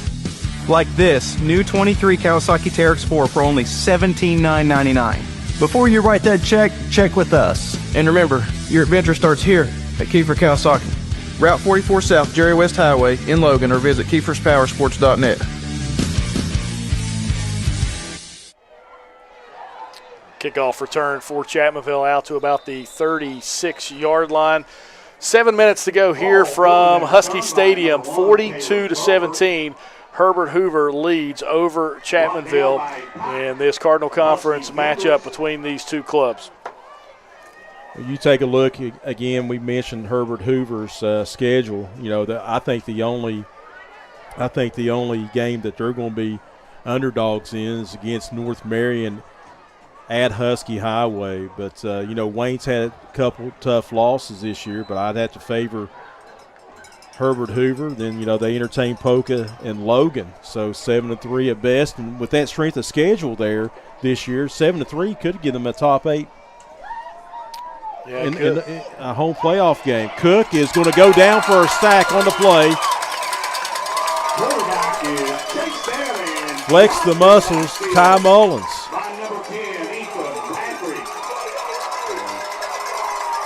Sack there. Moves Chapmanville back. Brings up a second down and 2nd and 18, 6:30 to go here in the fourth quarter. A 25-point lead for Herbert Hoover as they have been impressive here tonight. And, of course, the majority of the Tigers games will be at home. Yeah, the rest of the way.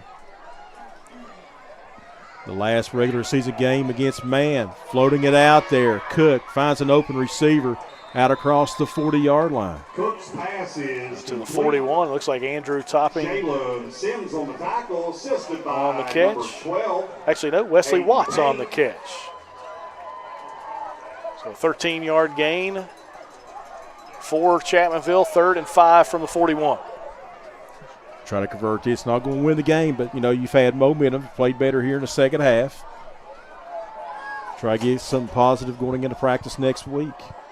And there's a offsides. That's the 3rd time tonight that Herbert Hoover's done that. It's going to be close to a first down. They will probably give it to Chapmanville. It's right on the line, so it will be a first down for 1st and 10 for Chapmanville from the 46. And, Joe, you know, Coach Fields and his ball club, we're going to move to 4 and 2 tonight. You know, only 5:30 to go here in the fourth quarter. They're up by 25. They're going to move to 4 and 2 on the night, like you mentioned. North Marion may be the only game that they are, you know, underdogs in. You've got Wayne, you've got Polka, and you also have Logan left on the schedule. So, you know, he's put his club in position once again to make a run. Barring injuries, you know, I see 7-3. Pressure from the backside. There's the completion there to Topping that time, stepping out of bounds, forced out of bounds at around the 45-yard line. Number 11, Topping. This is good to see from Chapmanville, too, getting a little rhythm to their passing game. They kind of talked to me before the game and said we really like to throw the ball. We want to be able to attack the defense. You know, they've thrown 19 times. Yeah, they've thrown 19 times tonight, which is more than they average throughout the season. 3rd down and a long one. We'll give you Chapmanville's remaining games here in a minute. Just try and continue the drive, and that was a long, delayed handoff that time on the read option. And the ball carrier's talking to Cook, said, hey, I think you should have kept that one. They're asking, you know, that's the mesh you do on that read option. And Cook and Kovac not on the same page, but that happens on that mesh sometimes, even to the best. Score is 42-17 in favor of Herbert Hoover with 4:30 to go here in the fourth quarter. Cook looking, throws, complete, near the first down. they'll have the first down. Cook's pass is good. A little two-step drop right there. Yeah, good throw, good catch from Watts. And it is a first down, as you mentioned, Joe. 4:20 to go here in the fourth quarter. Again, Herbert Hoover, a 25-point lead, 42-17. Chapmanville with the bye, then on the 13th at home against Wayne. Then they'll entertain Logan at Middleburg Island. And the final two games of the regular season are home against Mingo Central and Man. First down, 10, the ball at the 42-yard line.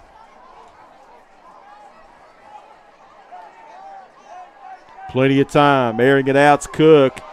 And he's got a man out there. It's caught inside the 10, inside the 5. It's a first and goal. Guess who? Austin Atkins. Austin Atkins has shown why he's one of the better receivers in the Cardinal Conference just as a sophomore. He has grown leaps and bounds even from last year. And I tell you, carrying over into the bye week is the threat of a passing attack for Chapmanville. 42-17, Hoover leads with Chapmanville knocking on the door. 3:30 to go here in the fourth quarter. Handoff. Is that Topping touchdown, yeah. Chapmanville. So the Tigers back on the board. Zach Belcher's club not going away here quietly on homecoming night at Husky Stadium. 3:25 to go here in the fourth quarter. It's Herbert Hoover 42, Chapmanville 23.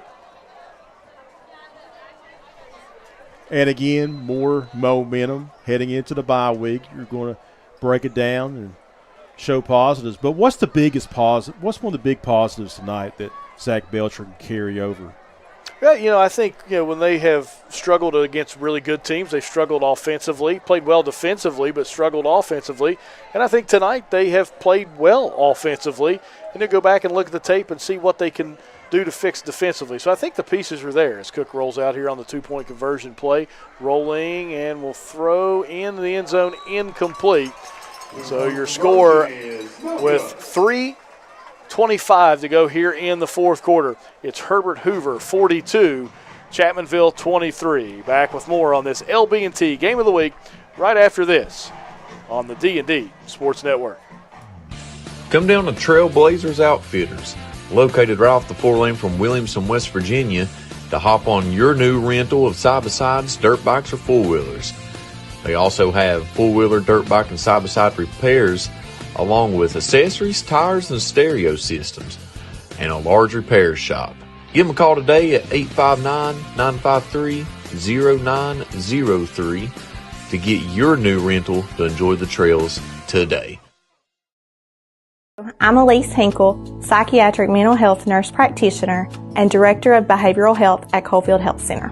Our providers have experience with a full spectrum of disorders. To schedule an appointment with one of our providers, call 304-855-1222. As a community, let's help each other address mental health. We are here for you when you're ready. Coalfield Health Center. Let our family take care of your family. Welcome back to Husky Stadium. It's the LB&T Game of the Week on the D&D Sports Network. Joe Kinzer, James Barker with you. Here comes Avery Pennell. He has 3 touchdown receptions tonight, and he'll bring it out across the 40-yard line. But plenty of positives for the Tigers to build on. 3:13 remaining in the game, trailing 42-23. Again, Zach Belcher's ball club will have the bye and then travel to Pioneer Field coming up on the 13th. No, that will be at home. Then travel to Logan the next week, and then home against Mingo Central Man. Winnable games down the stretch for the Tigers. Winnable games for the Tigers. Both of these teams could be playoff teams, much like last year when we saw both of them. Handoff, New back into the ball game, and I tell you, not missing a step and maybe taking it to the house the end and no inside the 30-yard line. New ball carrier for Herbert Hoover. That is Lucas Looney, a freshman. Taking advantage of your opportunities right there. Absolutely. The roster we got from the SSAC Says that is Lucas Looney, so that's what we'll go with. As the Huskies inside 3 minutes now, Joe, 42-23 they lead. Again, we thank you for watching this LB&T Game of the Week here on the D&D Sports Network. Read option. Quarterback's going to keep it himself. He needs some good yardage inside the 15-yard line to about the 12. That's Dane Hatfield still in the game. Yeah, at this point in time, I know Coach Fields wants to get some momentum and build into next week as well and promote his young men. But if you're going to be a playoff team, running your quarterback right now, not necessarily a healthy decision.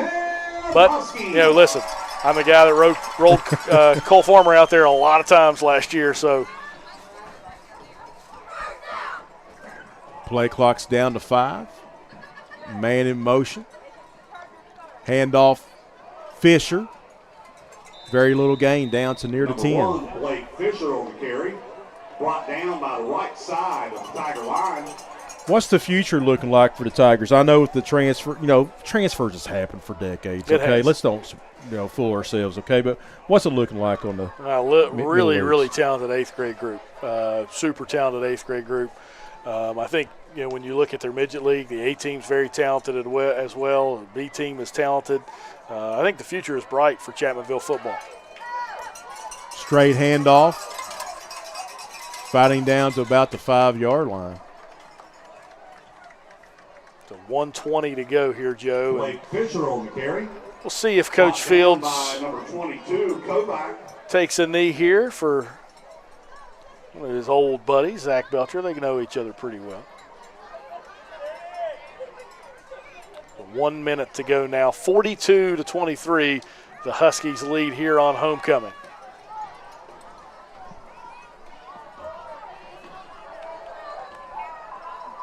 Using a lot of time on that play clock. They're trying to get Looney, the freshman, into the end zone. They do. Touchdown, Herbert Hoover. And the light show continues. Yeah, a little bit of exclamation point for the Huskies tonight as they may have ran out of fireworks, Joe. 48-23 as the Huskies. Voss Durenberger on to kick the extra point with 45 seconds to go. Trying to go 6 out of 6 on extra points tonight. Joey Fields will go to 41 up and only 10 down in his young coaching career.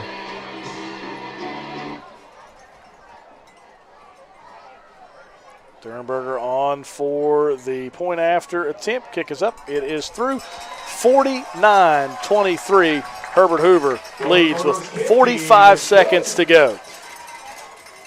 We'll be back with the LB&T Game of the Week right after this here on the D&D Sports Network. Stop by Eric Home & Drug today and let them fill your prescription. Eric Home & Drug has been serving the Chapmanville community for over 46 years. They're a proud supporter of the Chapmanville Tigers and all mountain athletes. Here at Appalachian Medical, our team has extensive experience in dealing with respiratory disease. That's why we specialize in respiratory products and disease management. We want to bring our knowledge and know-how to help patients live a healthier life. Appalachian Medical was developed by clinical professionals. We have more than 30 years of combined experience in respiratory disease management, case management, critical care, and more. Our respiratory therapists are skilled and compassionate. With offices in Kentucky, West Virginia, Indiana, Ohio, and Pennsylvania, let us be the ones you trust with your medical health care. Back here at Husky Stadium, James Barker, Joe Kinsler with you. 49-23, Herbert Hoover leads the Chapmanville Tigers. 45 seconds to go here in the fourth quarter as Voss Durenberger boots it away.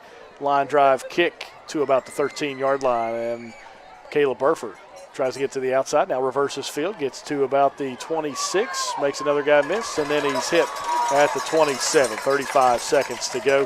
Chapmanville most likely will run one play, and that should do it here tonight. Joe, thank you for being with us tonight on the broadcast. Really, really enjoyed it. Always good to get back to our roots. We started in Logan together. Oh, yeah, glad to be hanging out with you. First time in a few years, doing an excellent job. We thank those for watching and listening to us here tonight on the D&D Sports Network. Thank you for our sponsors tonight as well to make these games possible, and always looking for new sponsors and new areas to get into. As Easterling in at quarterback, he'll go under center. Pridemore the fullback, as I'll give a toss out there for Chapmanville, as that probably will do it. Joe, here you have your final score here tonight from Husky Stadium. Final score, it's Herbert Hoover 49, Chapmanville 23. Joe and I are going to step aside. We'll come back with our post-game show, a scoring recap, and the Tug Valley Wellness Clinic player of the game. Back with more on the LB&T Game of the Week right after this on the D&D Sports Network. This is where it all started, right here on this farm. We may have grown over the years, but we've never lost sight of what was important to us.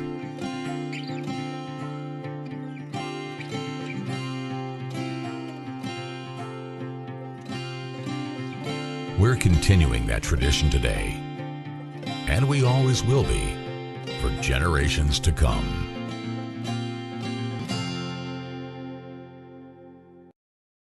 Looking for a great selection, great prices, and a great experience on your next ATV, motorcycle, or side-by-side? Come check out Kiefer's Kawasaki. Our number one goal is to offer you the best power sport experience at a great price. Like this new 23 Kawasaki Teryx Sport for only $17,999. Before you write that check, check with us. And remember, your adventure starts here at Kiefer Kawasaki. Route 44 South, Jerry West Highway in Logan, or visit KiefersPowersports.net. Stop by McCoy Dental and let our friendly staff take care of all your dental needs. Whether it's crowns, root canals, teeth cleaning, implants, or you're just in need of some light cosmetic work, we have you covered. McCoy Dental, improving our area one smile at a time. McCoy Dental is located at the Fountain Place Mall in Logan, West Virginia.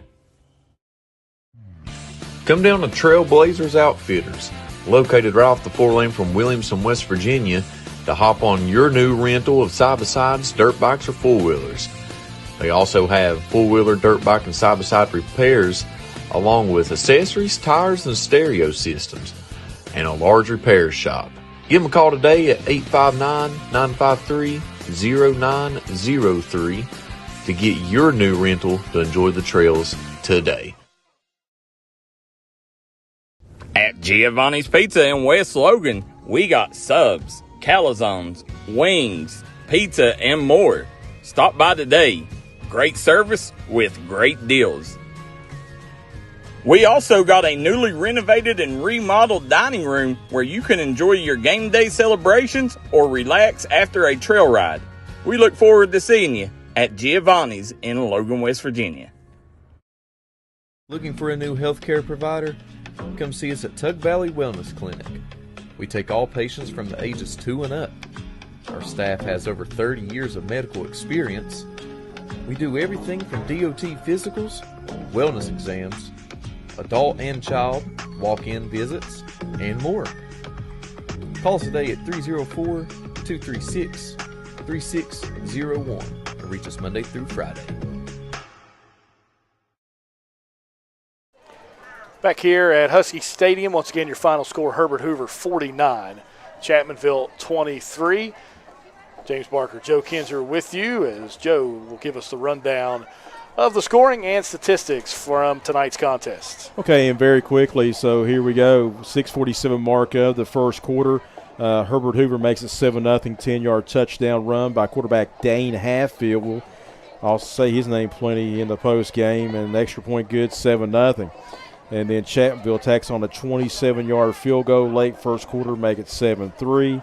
And then the Huskies come out second quarter. They score 3 touchdowns, 8:58 remaining. 9-yard touchdown run by Hatfield, extra point good. 5:18 remaining in the half. 3-yard touchdown pass from Hatfield to Avery Pinnell, the first of 3 times that those two hooked up scoring on the night. With 59 ticks remaining, in the first half. It was an 11-yard pass, again, Hatfield to Pinnell, and it was 28-3 Herbert Hoover. Chapmanville Regional took the second half kickoff, marched it down the field in under 3 minutes, 9:36 remaining in the third quarter, 3-yard touchdown run by Austin Atkins. The conversion pass no good. It was 28-9. And then with 5:19 remaining in the third quarter, 13-yard touchdown pass from Hatfield to Pinnell, making it 35-9. Fourth quarter, Chapmanville, 11:21 remaining, 3-yard touchdown run by Collins to make it 35-15. And then you had 7:06 remaining in the ball game, 8-yard touchdown pass from Hatfield to Fisher, the running back out of the backfield. Chapmanville will tack on another score with 3:25 to go. 3-yard touchdown run by Topping. And then with 45 seconds remaining, it was a touchdown run by Looney, the young freshman. You can't ask a freshman not to score. And that was your final score here tonight. Unofficially, stats real quick. Chapmanville, bright spot, 210 yards throwing the football tonight. 97 yards on the ground, 307 yards passing. So the Tigers did find a passing game.